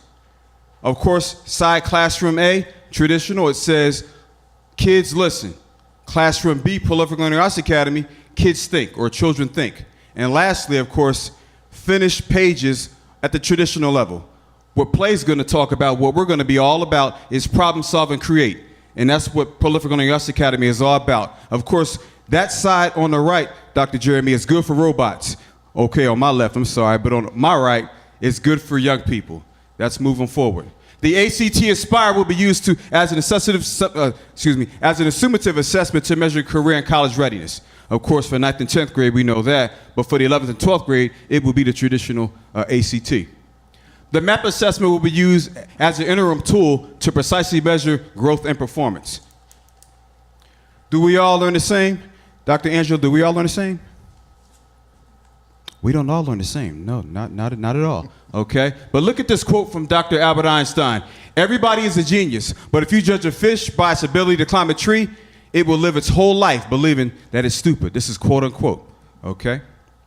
Play will personalize learning to meet the diverse needs of students. Now again, in this demographic zip code we're talking about underserviced, we're talking about under-resourced individuals for the most part. We're talking about personalized learning. Play will align its curriculum with the Arkansas academic standards. English for speakers of other languages, ESOL, Play will support the use and combinations in the classroom instruction and assessment to ensure that students will have access to instruction and assessment based on ESOL standards. Now, I speak 4 languages, but I'm speaking English right now, so students will have multiple ways of getting this out there. Now, how is Play different? What kind of pie do you like, Dr. Pfeiffer? What kind of pie? All kinds. She likes all kinds of pie. Okay. All right, yes, I like apple pie, I like peach pie. But check this kind of pie out. Play has the parental engagement education. That's what PIE means when we're talking about these acronyms. So when you hear Ed Davis talk about PIE, we're talking about parental involvement education. This parental involvement, I just want y'all to look at this graph right here is not about students, it's about their parents. So it says 54% when you're talking about being part of a PTA. The higher the tax bracket, the more their parents are involved in school activities. Okay, the lower the tax bracket, the lower you see these numbers are relevant on the screen here. You got the lower SES, social economic status, okay, with volunteering and classroom committees and things like that. So again, the more you get the parents involved, the more the students' grades goes up, essentially. So Play is about getting students, parents involved moving forward. You have to have that parental involvement education. Play will implement Dr. Epstein's framework on involvement, which includes these 6 principles, okay? These 6 principles, one is parenting, the other one is communicating, one is volunteering, the next it says here is learning at home, decision making, and collaborating with the community. And that goes back to our foundation we're gonna talk on a little bit later. Again, how is Play different, Dr. Hernandez? How is it different? Social responsibility. Everybody say social responsibility. That's very important. A lot of schools don't talk about this. There's a lot of A students, B students getting gunned down because they're socially incompetent. We don't have these conversations too much. It should be a standard all the way across the board, from the college ranks on down to elementary school now. This is 21st century. So again, social responsibility is a picture of arguably the most famous cop in America, Tommy Norman. Who doesn't know him? But again, he has a great relationship by community policing. What Play is planning on doing is, when we're talking about infusing the arts with community and project-based learning, we're learning inside and outside the classroom. Our students need to be scholastically competent, yes they do, but also socially and civilly responsible. And that's one of the points that Play has. And there's a video down here at the bottom. For those with smart devices, you can look up Tommy Norman and Prolific Learning Arts Academy, or the respondability piece, and you'll see the video that he submitted on behalf of our support for this school. Research states that the arts fosters social responsibility. This is true. Okay, I'm a 3D kind of guy, data-driven decisions. That's what it says when it comes to the arts. To help enhance students' social and emotional development, we have Dr. Weingard's 4 R's. And those 4 R's are relevance, okay, respect, relationship, and responsibility. Arts improve social and emotional development. Play plans to implement the Elevate Your Game mentoring model, which infuses the arts again and mentoring. I had a chance to talk to the founder of this program. His name is Mr. Michael Freeman. You can Google him as well. He started this a number of years ago. He has met much success out in California with mentoring and using the arts in the curriculum model moving forward. And again, Play plans to partner with Mr. Freeman and to initiate the Elevate Your Game into our fabric. Again, there we go, Dr. Williams. We got Green Lantern. We know that's DC Comics. Okay, and also the Wasp. That's still in the movies now with the Ant.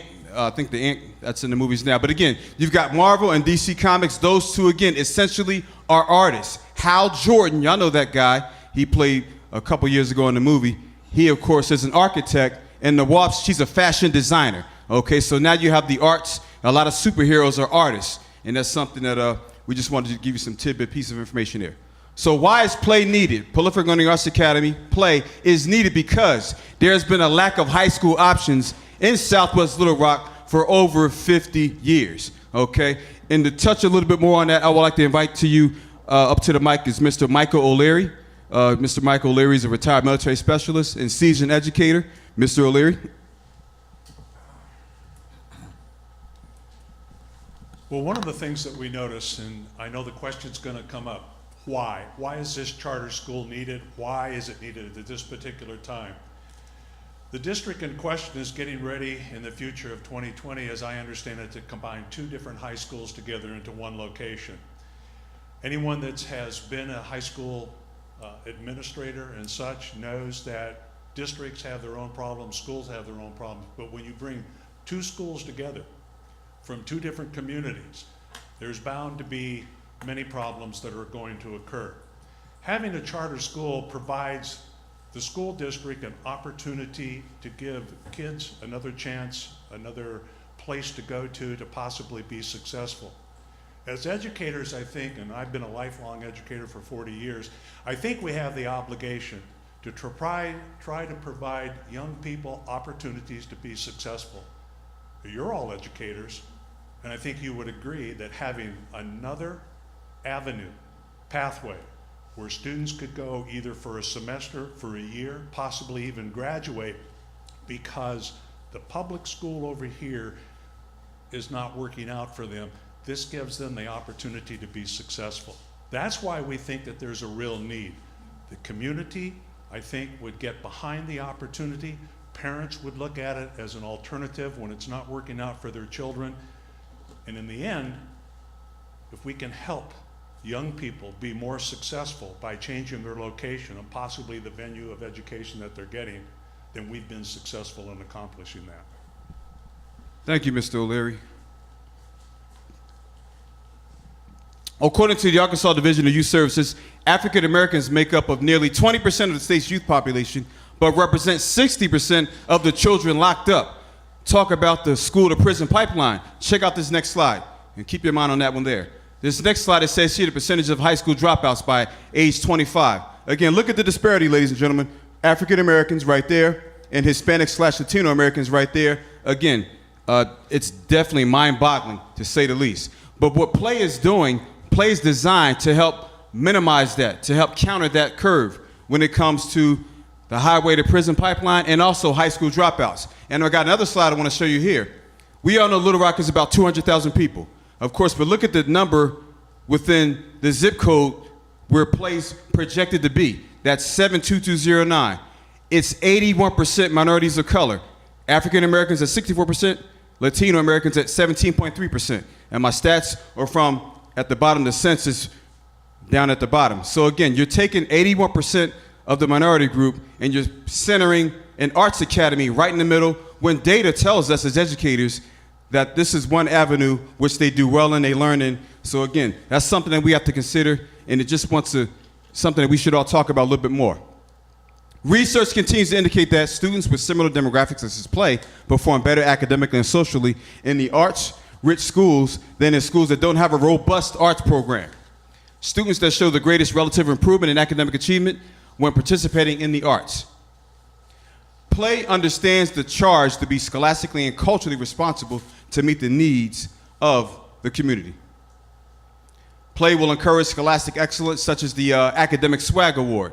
As you see, this symbol is very artistic. Swag is students with academic gains. That's what SWAG stands for. Additionally, Play plans to focus on financial literacy skills, okay, because illiteracy kills. That was a joke, y'all didn't get that one. Closing remarks. Pablo Picasso said, every child is an artist. The problem is how to remain an artist once we grow up, quote unquote. Give Southwest Little Rock educational options in 72209, as these learners will become our future prolific leaders. Don't let the educational system get in the way of real learning. Arkansas state motto from 1950 to 1989 was land of opportunity. Don't raise your hand if you remember it, okay? So again, that's something right now. We want to know if this board, this panel, would give Play the opportunity. Thank you. And to my Spanish speakers, me llama es Eduardo Divas Yanata. All right, thank you, and very well timed. Your 20 minutes is just ending. So,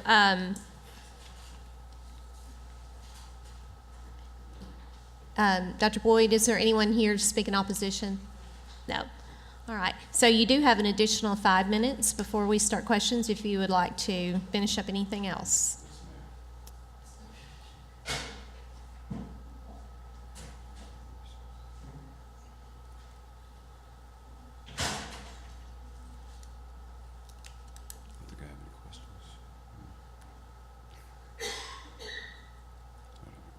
Okay.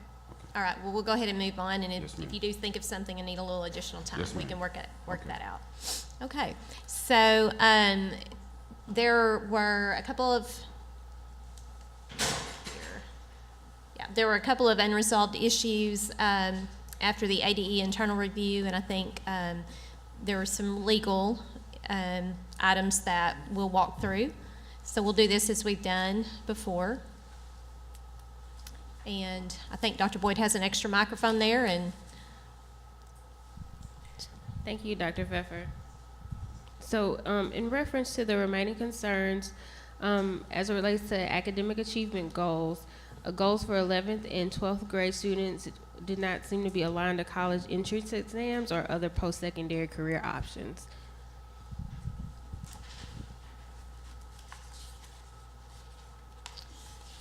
so, Dr. Boyd, can you direct us to where that might be?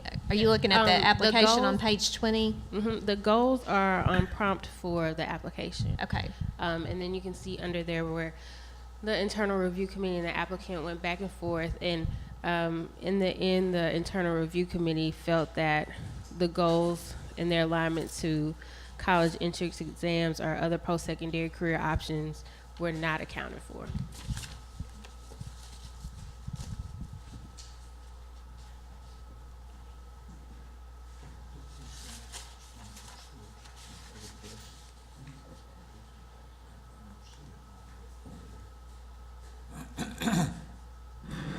Hello, Monica Davis. And in regards to the career options, we realized that we needed to have 3 pathways to career options for our students. And we do have those rectified, and I can read them if you like. We definitely will submit those in.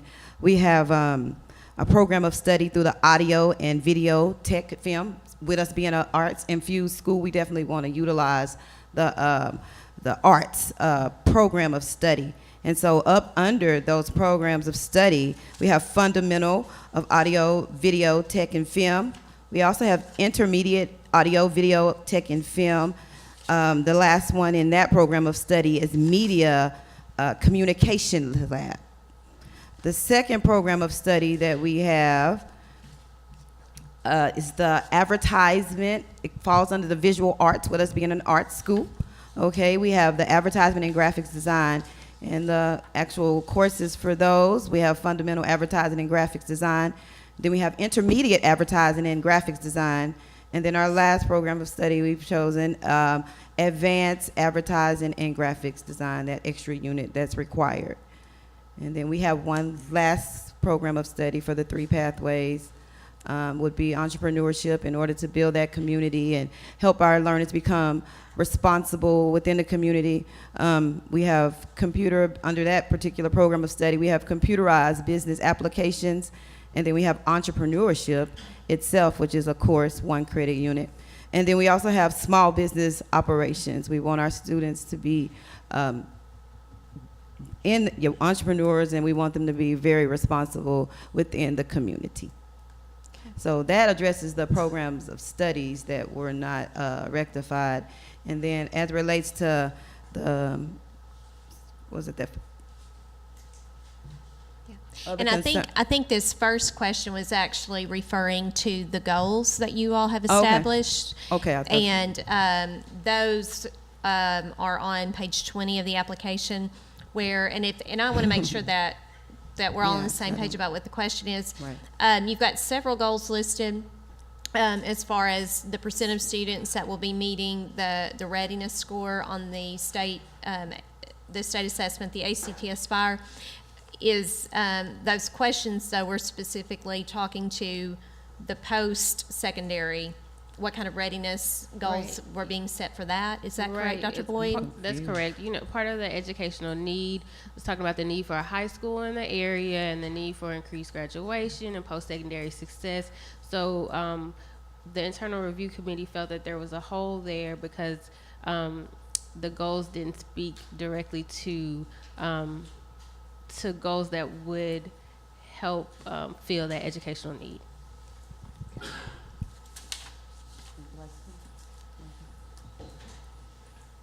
We do have goals that will help monitor progress for academic growth, and that's one of our areas, but I'll let Michael. And I'm not quite clear on this one piece. Are you looking at the type of goals regarding pathways for students? We're looking for Because goals. that was the expectation that I was under the impression that's what you were looking for. So the goals I think we're looking for is something tied to like the ACT or having work certification before leaving or something like that that'll increase the opportunities of the students once they leave the school.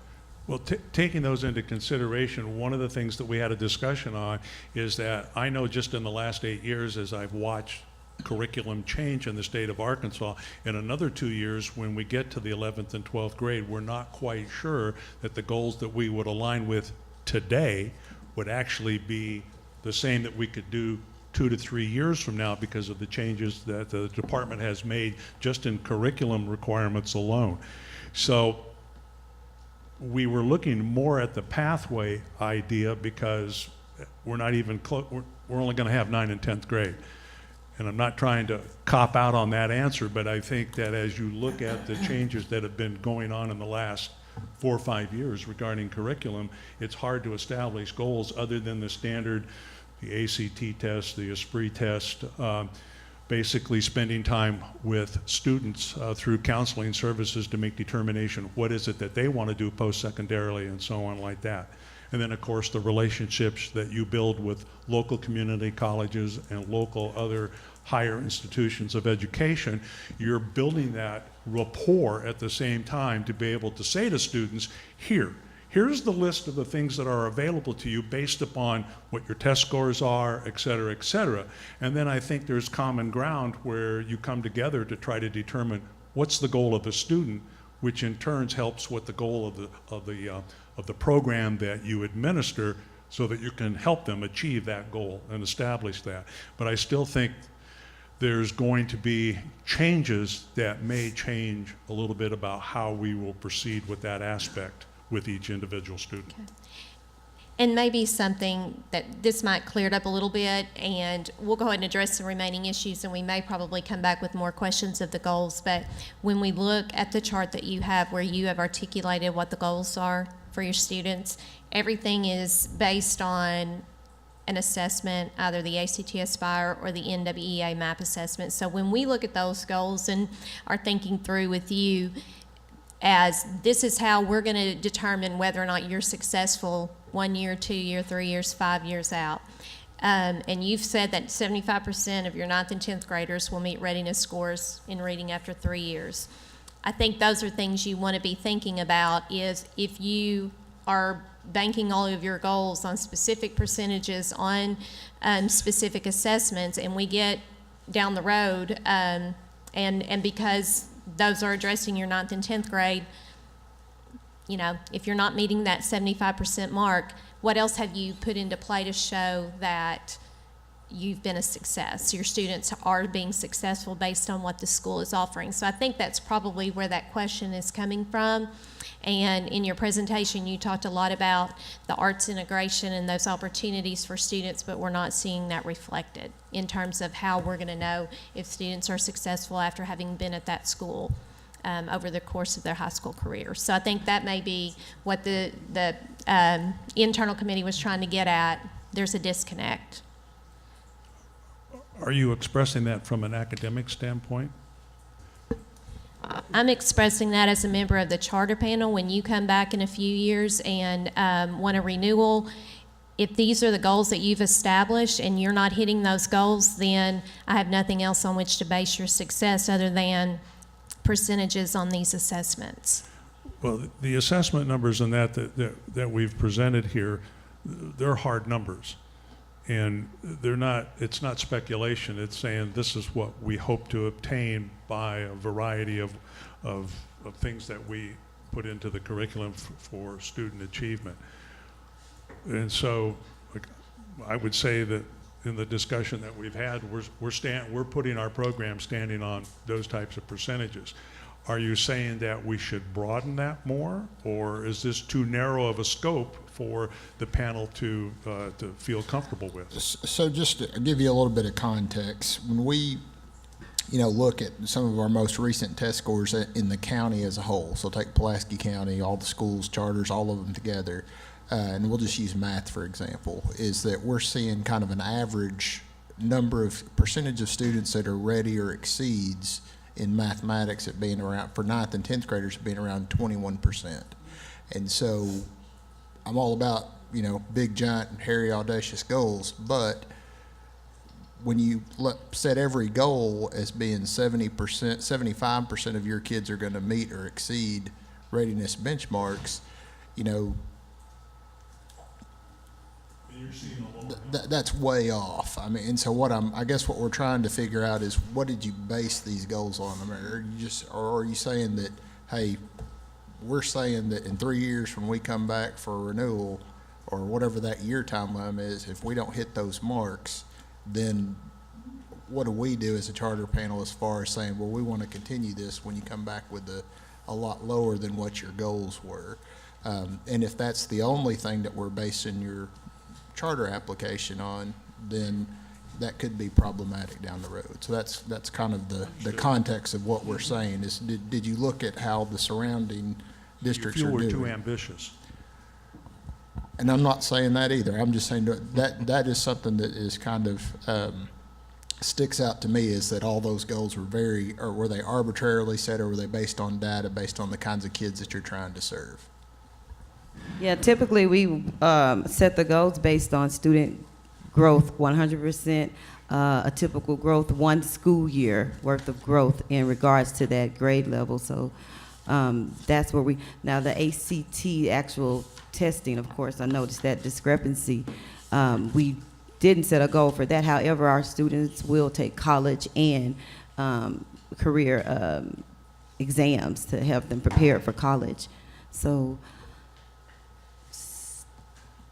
just a little. Okay, and why don't we go ahead and continue on with the unresolved issues, and then we can come back if we want to address the goals a little bit more in the application. Okay. Okay, so with section C5, we've already addressed the career and technical education courses pathways, thank you. And then we also noted that African American history was listed under social studies, and right now the way it is in the course code system is only half a credit, and so that would leave social studies missing the need to offer an additional half credit of social studies to meet the requirements. And can you tell us what page they have that on? Do you have that marked in the application? It's C5, so it's following the next section that we just looked at. Page 25. Page 25. Thank you, Dr. Owen. Okay. It starts on 23, I think. High school courses. So I guess what we're looking for is what additional social studies course will be offered to complete the requirements. The additional social studies courses we have are Arkansas history and psychology. We added those two. Of course, we already have American history, world history, civics, and world geography. And those two were half credits.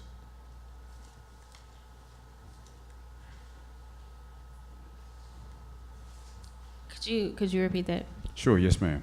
Arkansas history was added and psychology was added.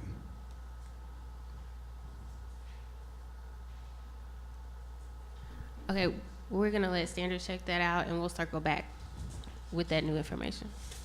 All right, next, under student services, it remains unclear that a full continuum of special education services will be provided, including but not limited to occupational therapy, physical therapy, and speech therapy. We need confirmation that these will be offered and a little description about that. Well, first of all, when it comes to special ed services, I'm a special ed administrator, and I noticed my counterpart that's sitting in the back there that I've worked with the Department of Special Education here in Arkansas for many, many years. When it comes to the basic services, the special ed instructor has the responsibility to interpret the IEP and make sure that the services that are identified from the IEP conference are in fact put into place while the student is attending school. If you need speech therapy, occupational therapy, etc., those services can be brought in from an outside vendor such as KidSource or some of the others that are available. The special ed teacher would be the one that would make that interpretation and also make the recommendation.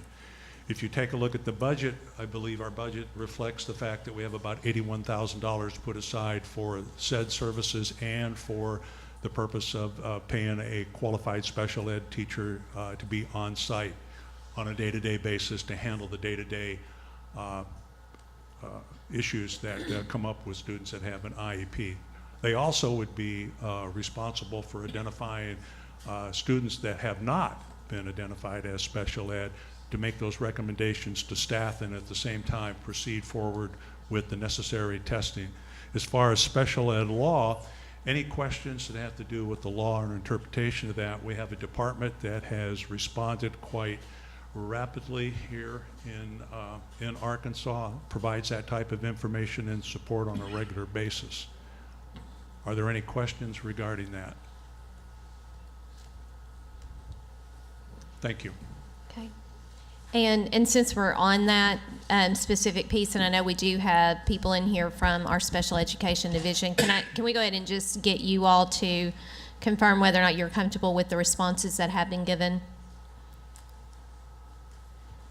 with regard to, because it was a remaining issue, and from the response, do we see any missing pieces there?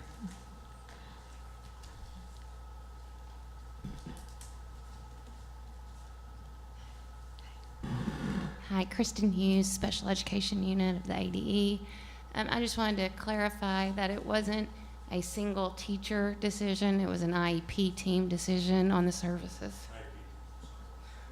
Okay. My mistake on that one. Okay. You have an IEP team that We will need you to come to the microphone, please.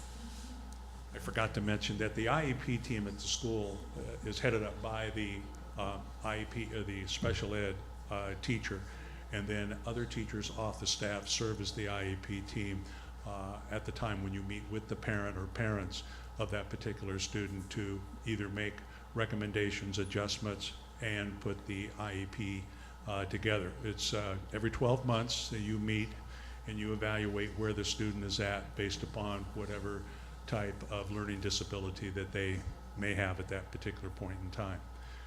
The department has always been, like I said, very supportive and helpful when it is some decisions or information is needed in order to arrive at that conclusion. Okay.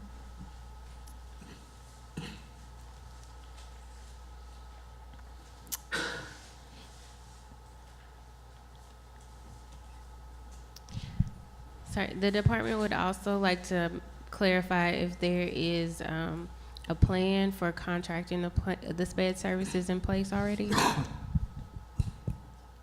Say it one more time, Dr. Boyd. Is there a plan in place for contracting SPED services already? Yes, ma'am. We are still under construction with that plan. Yes, ma'am. Okay. Circling back to the courses offered, looking at what the applicant submitted, if they could confirm that this is what they intend to offer, then we would be on the same page. So for social studies, that's where we have the issue. There's U.S. history, which previously they stated American history, but for our purposes, it's U.S. history, world history, which was already mentioned, a half credit of civics, and a half credit of economics and personal finance, and then a half credit of African American history, and a half credit of world geography.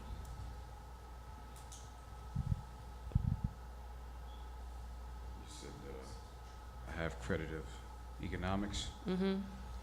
Yes, ma'am. And the other one was African American history. Mm-hmm. And world geography. Yes, ma'am. We have it. We have that on there. Yes, ma'am. Okay, so that's what we're agreeing upon. Yes, ma'am. Okay. Do we have economics and personal finance? Yeah, I'm sorry, I shortened it. Yes, it's Okay. economics and personal finance. Thanks for the clarification. And then, I'm sorry, I missed it. Did we talk about the special education teacher getting support? Was that going to be part of the contracted services? The special education teacher getting support. So it was to ensure that the special education teacher gets support in understanding special education law and carrying out required meetings, documentation, and implementation of IEPs. Well, most of the special ed teachers that go through and become credentialed in the state of Arkansas do have a clear understanding of IDEA of 2004 or 2006, I think was the last time it was written. So when it comes to the law and the implementation of IEPs, there are several seminars and conferences throughout the year that the Department of Special Ed for the state puts on. So if there are, again, any type of questions or anything that relates to the law or implementation of the IEP, there are many, many resources that are available. Through the school, that teacher, knowing the federal law that's behind it, would definitely be supported to be able to provide students the appropriate services as needed based upon the IEP. So yes, the answer is yes, yes, and yes. Thank you. And then also, during the internal review process, it was stated that budget adjustments would be submitted, and we did not receive those. Yes, ma'am. We have some budget changes we want to submit. I would like to call Mr. Trey Chandler up real fast, our CPA. Trey Chandler, CPA. I've just come involved in this process, and I've noticed that they have asked me to go through the budget numbers and address some of the questions you guys had. We've had some changes that we have not yet submitted, or they've been submitted already. I'm not quite sure, but just some small changes about some of the PIE and the marketing materials have just been removed from that. But that's really covered, I think, the only changes that I had once I looked through there. And then they're going to be submitted as soon as today even. Okay, so I've got a question there. We're not aware of what budget adjustments were asked to be submitted, so, but if they were asked to be submitted and they have not been submitted, I think that would be problematic in trying to move forward and approve an application for things that weren't submitted. So can we get clarification as to what was requested and whether or not you have something to submit or not? All right, so if you look on page 43 of 66 in the application, we requested more information about marketing and parent involvement because they were listed twice. And then in the response, it was stated that there would be a correction and adjustments as needed for accuracy. And we did not receive those adjustments. Okay, so from what I'm looking at, the two last budget items, there was $5,000 for marketing materials and another $3,000 for the parental involvement education, and those will be just removed because those were duplicates. Okay, so will those be like reappropriated to a different section, or is it just going to go as a I surplus? think it would just increase the surplus that we have on the books right now. Thank you. So the budget adjustments, it was a total of $8,000, is that correct? That's correct. And that would just be added then to, To the net revenue over The net, expenditures. okay. Mhm. and going back to the, one of the other, let me go back to the summary. When you were updating on the revised list of career and technical education courses, you read through those for us. Do you have something to submit so that we could look at those? Do you have a copy? I'd like to comment on that, Okay. if I may. Okay. I can't They submit. collaborated with our staff this morning on those, Okay, so you all have had a chance to review those as of this morning. as of this morning? Okay, thank you. And are you comfortable then that they would meet the requirements for the career technical education part of the graduation requirements or the course offerings? It was just a quick staff message, Okay, so I think there's really not adequate time to fully, since it happened, so okay, I can't fully answer. okay, okay, Well, they're coming straight from the Career and Technical Center Building 3, so the updated version 2017, 2018. And so I can't get those submitted. We can get those submitted. okay. But you did not submit them prior to today? Not the revised version, because we wanted to come and speak with you first. So. Okay.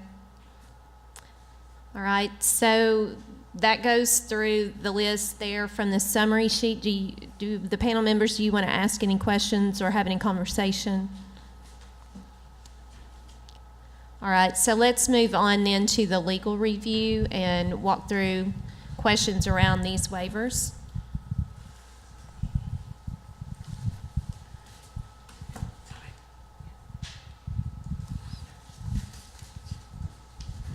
Okay. The first section is Educator Licensure. So the first issue is just moving them from the old standards to the new standards, and I just need confirmation that they intend to seek waivers of 4B2, 4C1, 4C2, 4D1, 4E1, and 4F1, which would cover superintendents, principals, teachers, guidance counselors, and library media specialists. Yes, ma'am. Okay. The second is that I believe that you need a waiver of Arkansas Code Annotated 625-103 and 617-309, part of the typo there, in order to effectuate your other waivers. We're still on number 1. Yeah, bullet point number 2. And if you want to effectuate those waivers, you will need waivers of these 2 additional sections. So I just need confirmation. And can you just give us a brief description of what those sections would be? Yes, give me just one Okay. second.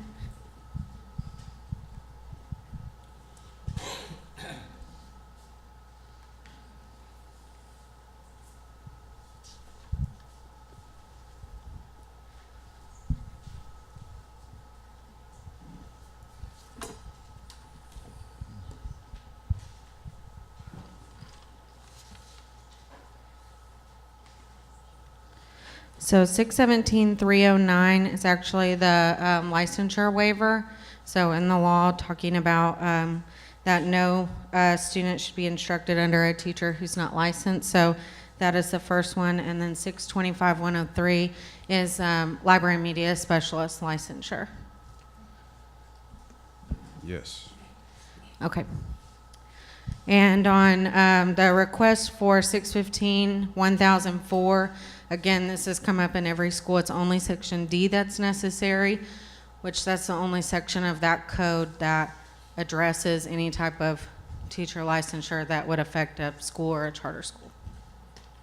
So I just need confirmation that D is acceptable. Yes, ma'am. Okay. Moving to number 2, which is a flexible schedule. You will need a waiver of Arkansas Code Annotated 610-106A, which is start and end dates for school. And you'll also need a waiver under the new standards, section 1-A.5.2, in order to effectuate the waiver. Yes, ma'am, we accept it. Okay. Number 3 is duty-free lunch. The waiver request as it stands is for 617-111A1. So I need them to confirm if they plan to compensate teachers not receiving a duty-free lunch, because otherwise they would need a waiver of the entire code section, not just section A1.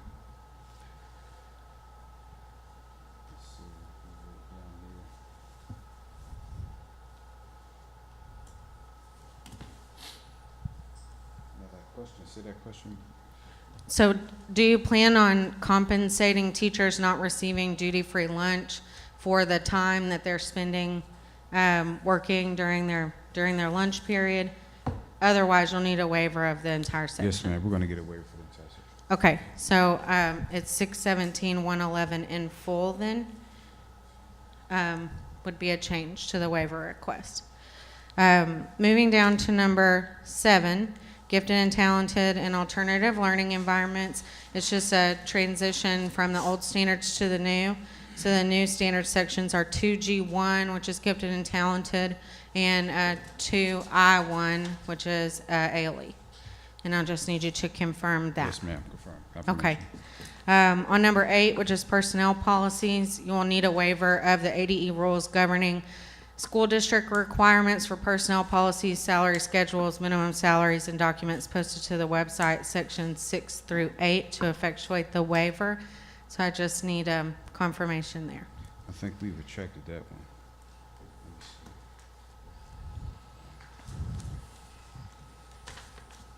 No, that was number 8, you said?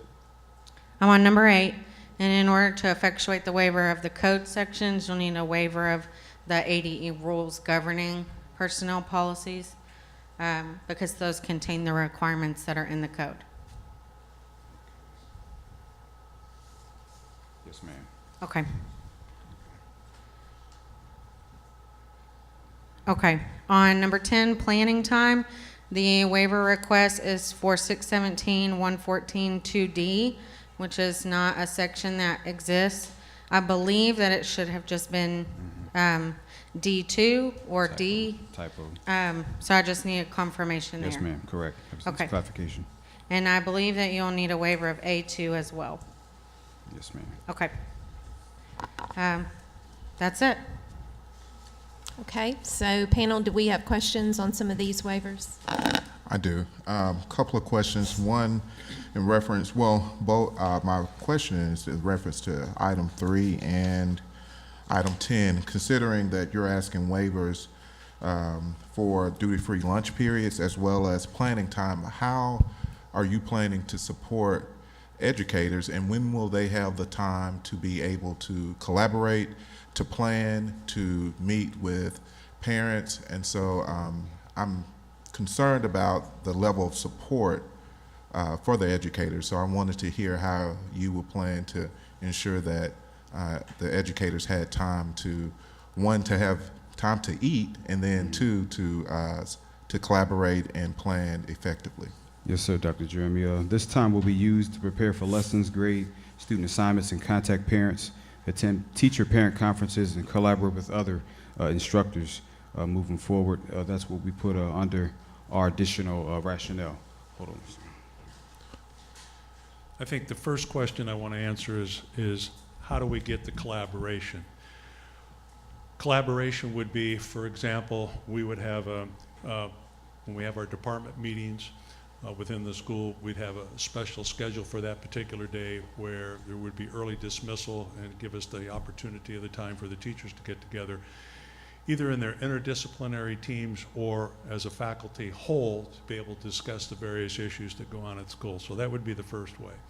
Second way for teachers to collaborate with parents is obviously your scheduled parent-teacher night conferences, or in some schools that I've been in, they sometimes have a parent conference day periodically set up to where teachers can meet with parents alpha order at specific times throughout the day to meet with all the parents of the students that they have. So there's a variety of ways in which you can administer to meet that obligation. It doesn't necessarily mean that you have to take time out of the school day or the day of when you're delivering curriculum to students that you have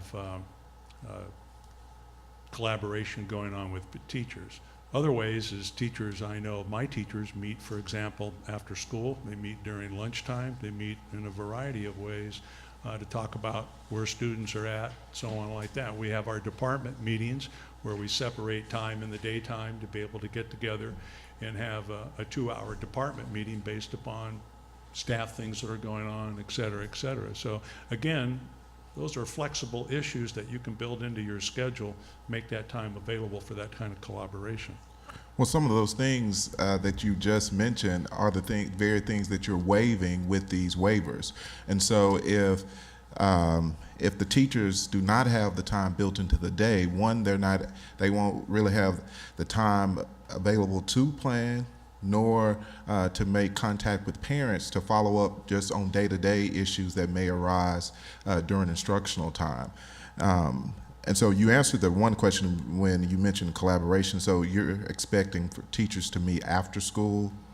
I think teachers have the opportunity to meet before school, during school, and after school. If I have a prep period, let's say you and I have the same prep period, you're teaching history and I'm teaching mathematics, you and I might get together to talk about specific students that we share between our two classes. But you're waiving the planning time. I understand that. So that prep time might turn into after school time.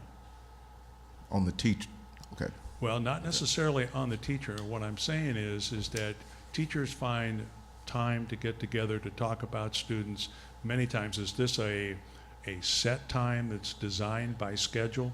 No. I take it you've worked in a high school before. I have, and on the middle school. So, Right. and that's why, that's what's really informing my concern, that there's not a set or established time for teachers to communicate with parents, nor to communicate with each other. So your interest at that particular point is having a set designated time period for that type of collaboration to take place. I understand. My interest is making sure that Right. teachers are supported and have that time to do their job effectively. Well, you have to have that time or you can't be effective. Correct. Yes. Just The a other- quick note, I will say that in their response to the first legal review, they did affirm that teachers would have at least 200 minutes of planning time per week, despite the fact that they're asking for a waiver of the 40 minutes per day. So the waiver that we have set up right now would just be, they don't compensate for times that they don't have that period, and it's not on a day-to-day basis, but they did affirm in the legal review that they would have 2 minutes of planning period per week. So I just wanted to make sure that that was clear. Does that help answer the question a little bit more clearer? It answers it. Thank you. Thank you. Okay, panel, do we have any other questions related to these waivers? Okay, seeing none, we'll move to any questions that you have about the application as you reviewed. We'll start, Mr. Wilson, do you have any questions? Only one. Is your sponsoring organization, is that ATK? Is that the name of it? Mr. Wilson. Yeah, I say, is that the name of your sponsoring organization? Yes, sir. ATK? AVA Through Knowledge Incorporated. Yes, sir. Aviation ATK. Knowledge, okay. Yes, sir. Does it sponsor or support any other charter schools anywhere? No, sir. We have one of our sponsoring member, President Okay. back there. Yes, sir. That's all, and that's fine. Thank you. Yes, sir. Dr. Hernandez? Yes, I had a question on the budget. There is a line item that refers to fiscal services saying CPA, and I know we met the gentleman earlier. Yes, sir. There's an earlier line item I was just curious about if that was written right. It has one line item that says e-finance software, and it has it listed as like a 22,000. And so I was kind of wondering, I know the software itself shouldn't come as a cost because it's provided by the state, but is that meaning something else in addition to the CPA fees? Yes, sir. Dr. Hernandez. Again, Trey Chandler, CPA. The e-finance software is not something I'm familiar with personally.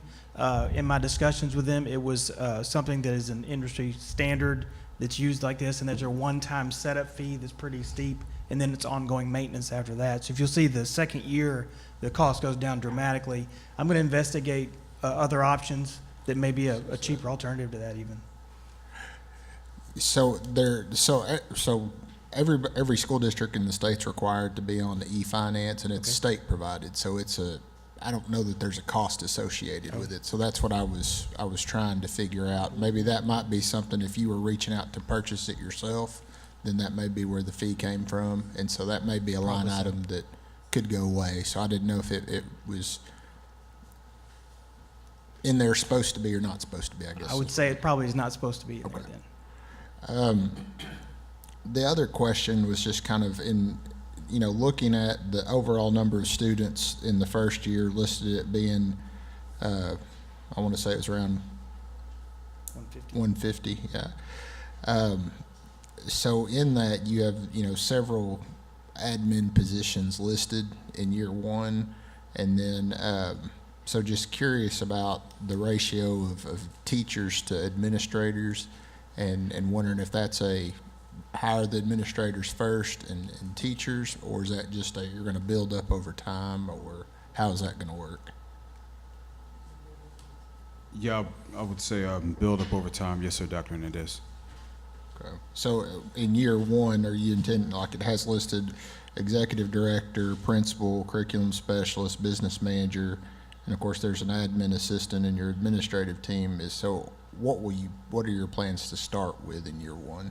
Those were our plans, but we also had a discussion about several people having dual roles to help cut the budget costs moving forward, like the business manager being the curriculum specialist, especially if he or she is qualified. So we've had those discussions before, and the principal being, and the principal also being somewhere of a manager as well. Okay. So the business manager role functioning as the curriculum specialist, so business manager not being a business manager in the sense of doing the finance like a CPA would do. That's where I was kind of confused, is having the CPA but also having this business manager role. And also we may have the opportunity to change up a few things because we got Mr. Chandler involved, and most of this was developed before we ushered him to come on and to assist us during this endeavor. Okay. Okay. So we're definitely open to make some of those adjustments. Yes, sir. All right. And I'm going to go ahead and ask my question kind of along the lines of Dr. Hernandez in thinking through a high school. Yes, ma'am. And courses that you offer. So this also goes back to a question on waivers, and I may have overlooked it, but do they have a waiver from offering the 38 units in year one? Currently, they have not asked for a waiver of that. Ms. Kaufman just brought that to our attention, and Mary Claire is looking to see what they would need to get a 2-year waiver from that, because within 2 years they would have 9 through 12. Okay, because I was looking at the number of teachers. If you did, let's say you did reach the max the first year of 150 students, and just even with the number of teachers, I'm wondering how you're going to teach a full spectrum of courses and teach the 38 units and get those 9th graders off to a good start for completing their graduation requirements. Running a high school is very tough and takes a lot of resources. So just in looking at your budget, looking at your plan, looking at, telling us what courses you're going to offer today, I'm a little bit concerned about the preparation. So have you had a chance to look at that information? Okay. So if they don't intend to offer all 38 credits in the first 2 years while they're becoming a full high school, they are going to need a 2-year waiver of the 38, which is 1A13 in the standards, which would cover the curriculum. Just noting that they can't waive any type of graduation requirement. And my concern would be them asking for that waiver right here, right now, and not having planned out and knowing what it is that they would actually offer, not offer, what they would waive and not waive.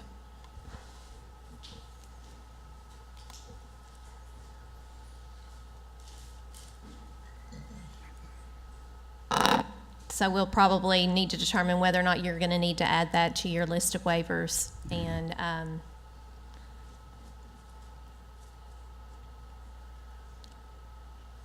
are you clear on what you would need to be waiving?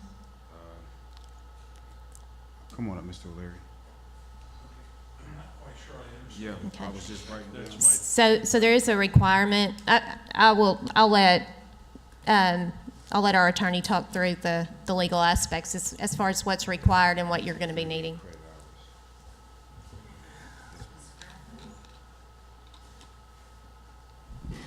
Okay, so in the new version of the standards, and I'm just going to flip to it for your convenience, 1A13 has a list of courses that must be taught, and you also have to abide by the 38 classes that must be offered, courses that must be offered that are approved by the state board each year, which were just approved 2 board meetings ago. So if you're not going to offer the full 38 due to not having all of the grades of a high school 9 through 12, you would need some type of temporary waiver from teaching all of the 38 because unless you plan to teach all 38 just for the limited grades that you have. Also, it's prohibited to waive Arkansas graduation requirements. So any of the list on the 22 graduation requirements that were approved by the state board last week, can't be waived. So there's a list of those. And also, these are available on the ADE website, just so that you can have them later. So if the question is whether or not we would offer the 38, in other words, what I find is that in the curriculum, both 9th and 10th graders. Okay, we need you to speak in the microphone. I'm sorry. Sorry, Yep. I apologize. What I find is that when we are administering the curriculum both for 9th and 10th grade, you basically have your basic building blocks that students have to go through. What you find is when you get into the upper grades, it's where you start to obtain more flexibility for those courses that you start entering into careers. You go this way, you go that way, you have more flexibility. But we're looking at a basic completing 6 to 6.5, possibly 7 credits in the 9th grade year. Almost the same situation in the 10th grade year, because I believe to become a junior, you need to have, I think it's 17 credits, I believe, to become a senior, and it's at least 11 or 12 to become a junior. So the 38 that we're talking about would have to be the basic building block for the 9th and the 10th grade. Okay, so So as the question is whether we would do it or not, the question would be, or the answer would be, yes, we would.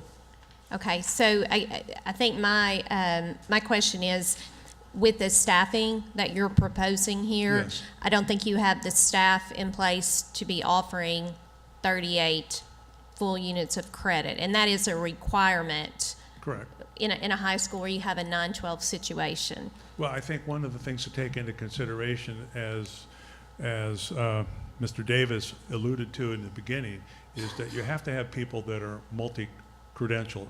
I'm an administrator, I'm certified as a counselor, I'm certified as a teacher, and I can teach in 6 different areas under Arkansas law. So the deal is that you have to find teachers, and the subject was brought up before, highly qualified instructors. You have to really go fishing to find the correct people in a charter school environment, because you're probably only going to have, and usually the ratio is 1 to 20, 1 to 25 at the max. So if you have 150 kids, you're looking at a minimum of 6 instructors. And out of those 6 instructors, just the minimum capabilities, you're going to have at least 3 that can teach more than one particular subject. So what we're getting at is year 1, you're going to have 9th and 10th grade, correct? Correct. And so under the law or the requirements, you're required to teach all 38 credits. And so Correct. one of those being 12th grade English. So it makes no I'm sorry, sense, say that 12th grade English, for example. So it makes no sense to teach 12th grade English and No. be required to do so if you don't have 12th graders. Correct. And so what Mary Claire, the attorney's trying to say, is if you need the waiver to waive teaching all 38 at this time, because you're going to roll into eventually having to offer all 38. So Correct. you're wanting the waiver as opposed to saying, yeah, we're going to teach 12th grade English this year, even though we don't have any 12th graders. Does that make sense? It makes sense. I Okay. misunderstood the question. I thought the 38 was required just for 9th and 10th. They are, Okay, but then it's I am required for 9 through 12. 9 So, through 12. but not, Okay. but since you don't have all 9 through 12, I you don't see. want to have to teach all 38. Well, I think in the discussion that we've had on the curriculum, the idea is to be able to support that 9th and 10th grade with the maximum number of credits and classes that they're required, so that at The time that they leave 10th grade and move into the 11th grade, they're right on target making progression towards graduation, and they have the correct classes to support that.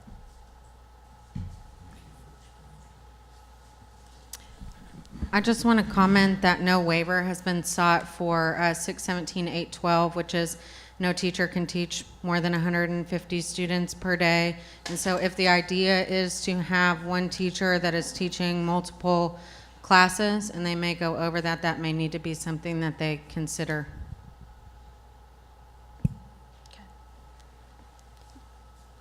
And did we get clarity if they are going to seek a waiver from the 38? Yes. Yes? Yes. Okay.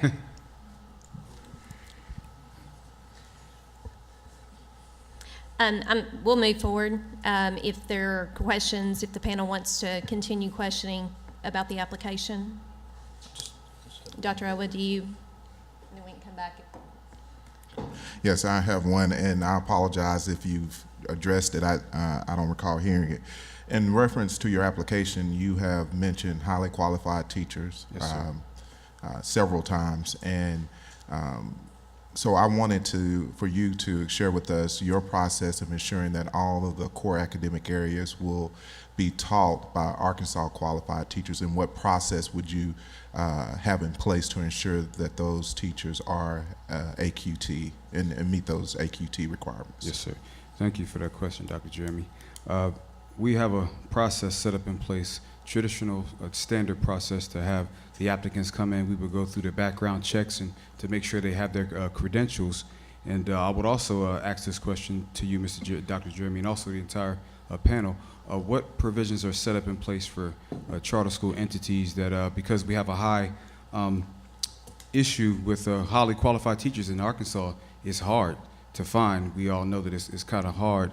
It's been a challenge, rather. It's been a challenge to find those highly qualified teachers to fit this model right here. So, of course, what provisions will be set up in place that way an agency like us can jump on that avenue and exercise our right to find these teachers?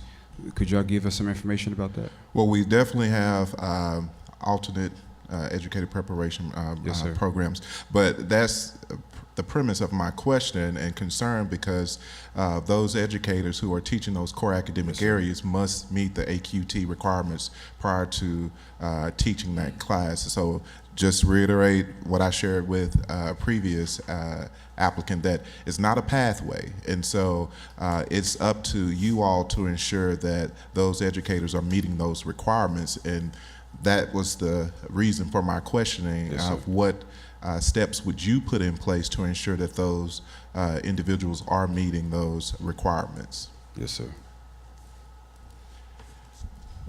We've noticed that question's been asked of every group that's been up here, and it is a highly concern to ensure the fact that the students receive the appropriate instruction from people that actually know what they're doing.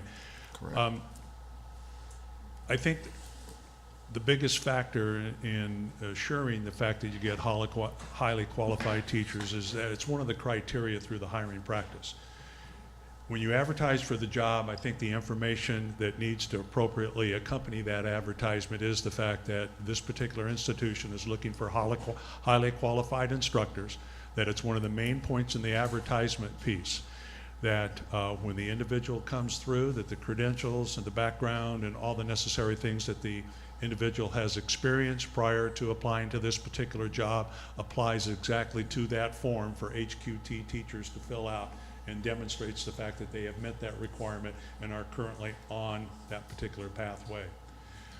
As Mr. Davis indicated, one of the things that we've noticed, especially where I'm at, as I'm the principal of the school and I have to go through the hiring of instructors, is there has been a lull in getting highly qualified teachers to apply.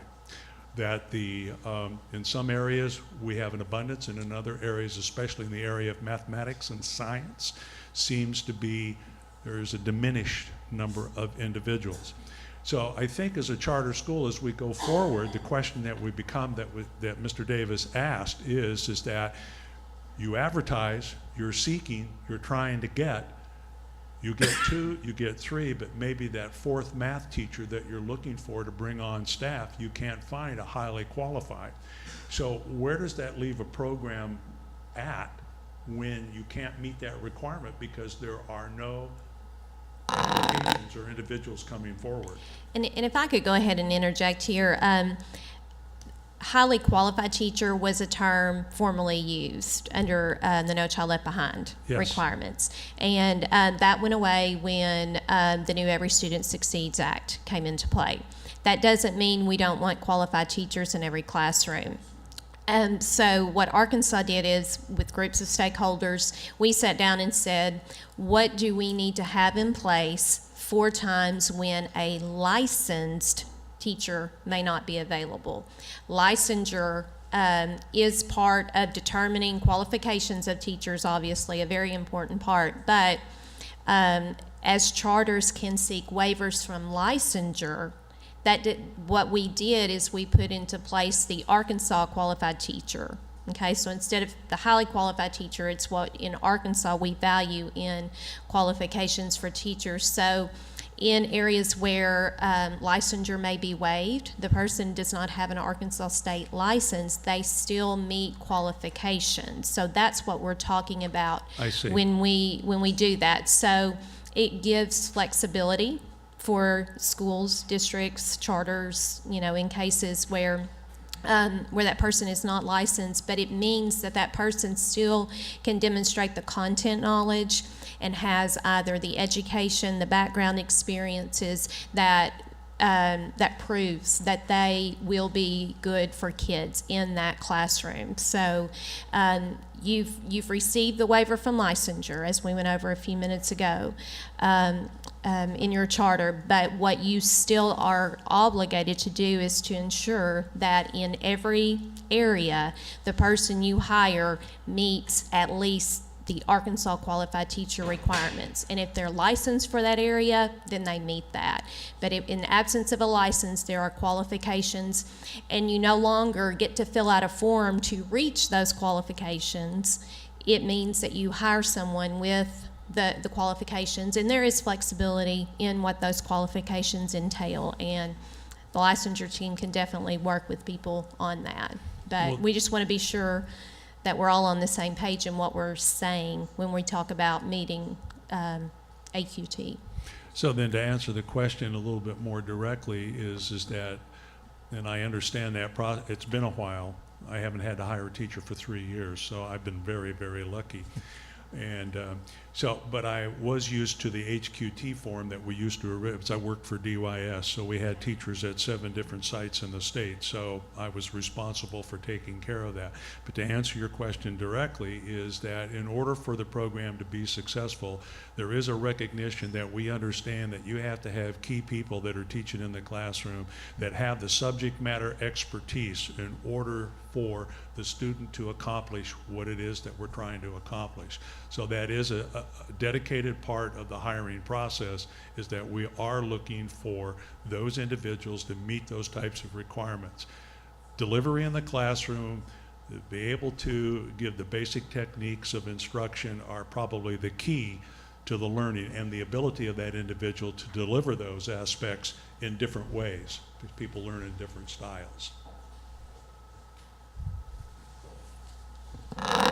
Are there additional questions about the application?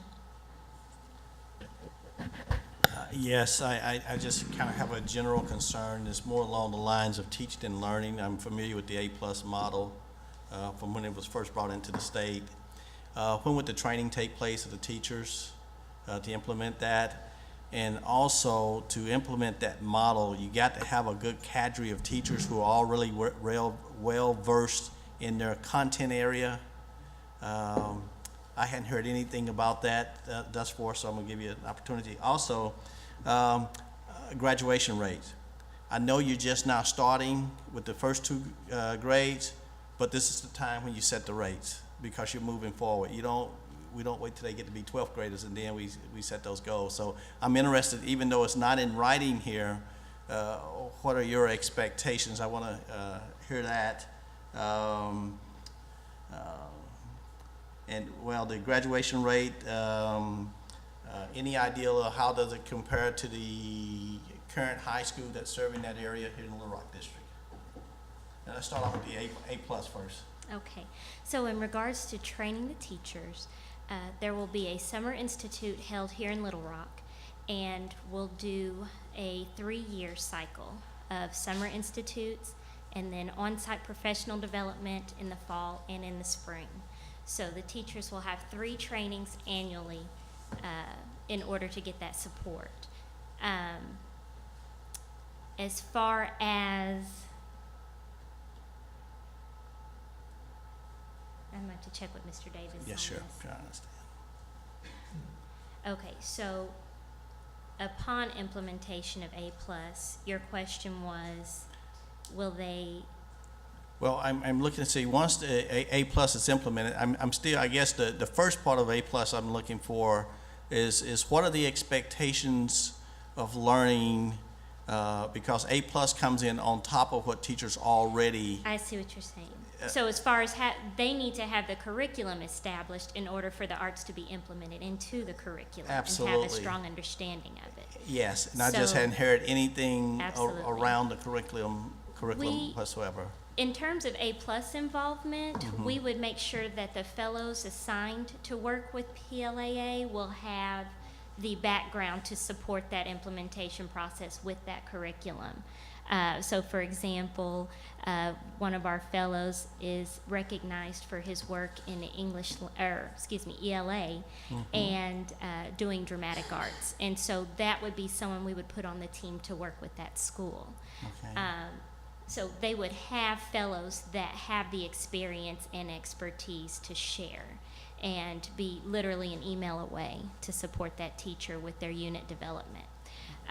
But if you're looking in terms of someone on staff, we have the advocate program. Okay. And what the advocate would do is kind of serve as that go-between for the principals and the staff expectations and what A+ needs to plan for those professional development sessions.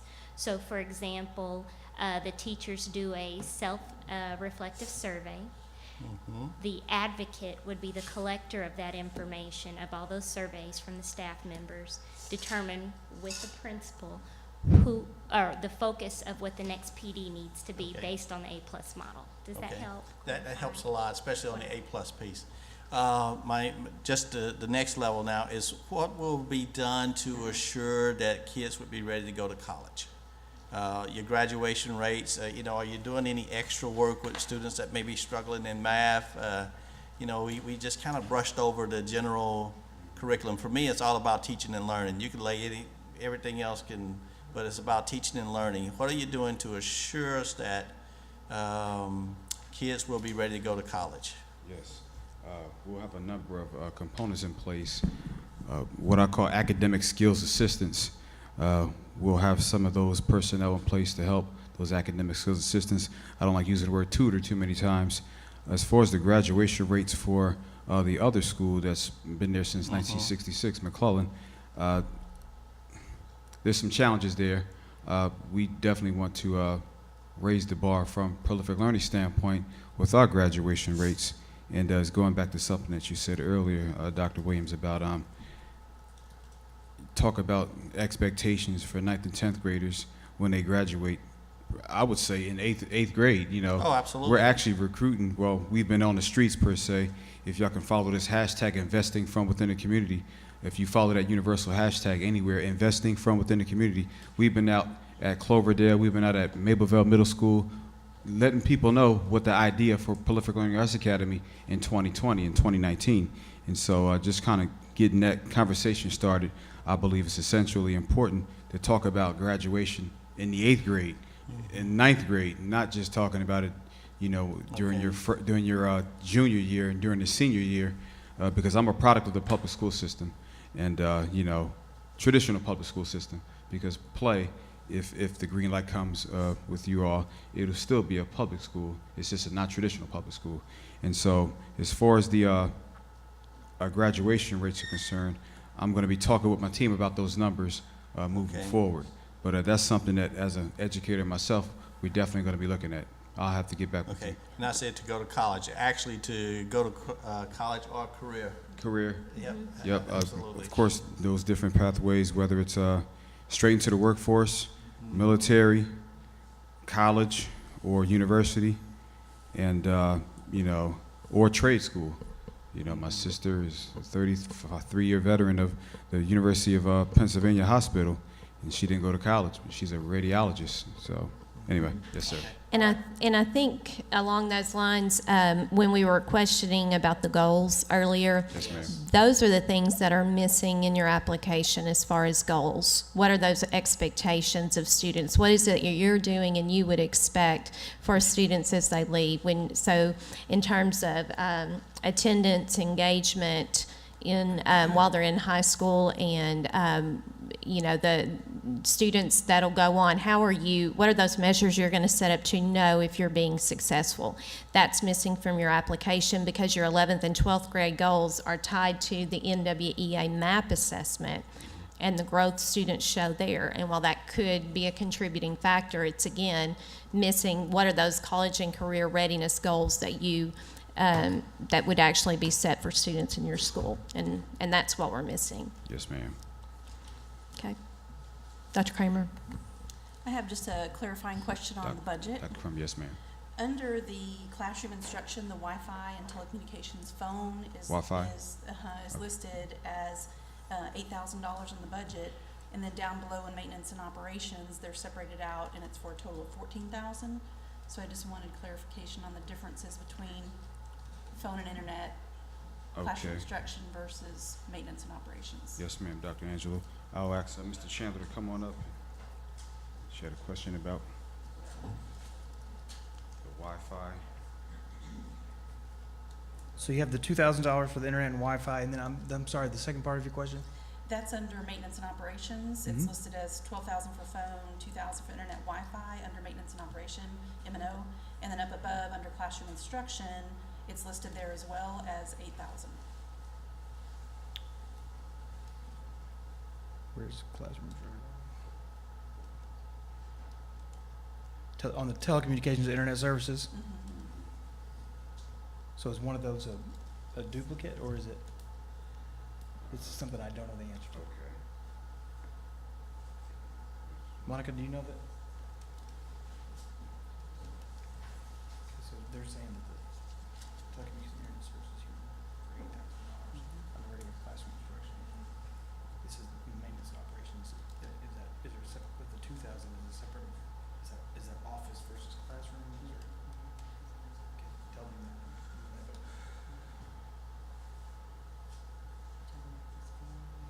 The internet Wi-Fi is 2,000 here. Well, here, telecommunications and internet services is also 8,000. What they're asking are they the same thing, or are they different?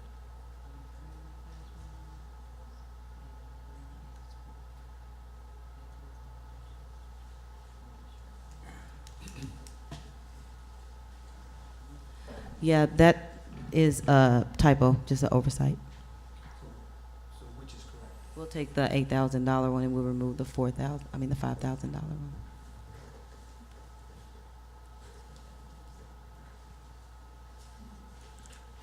Can I, sir, while we're on the budget question, under that same, not to let the CPA have a seat.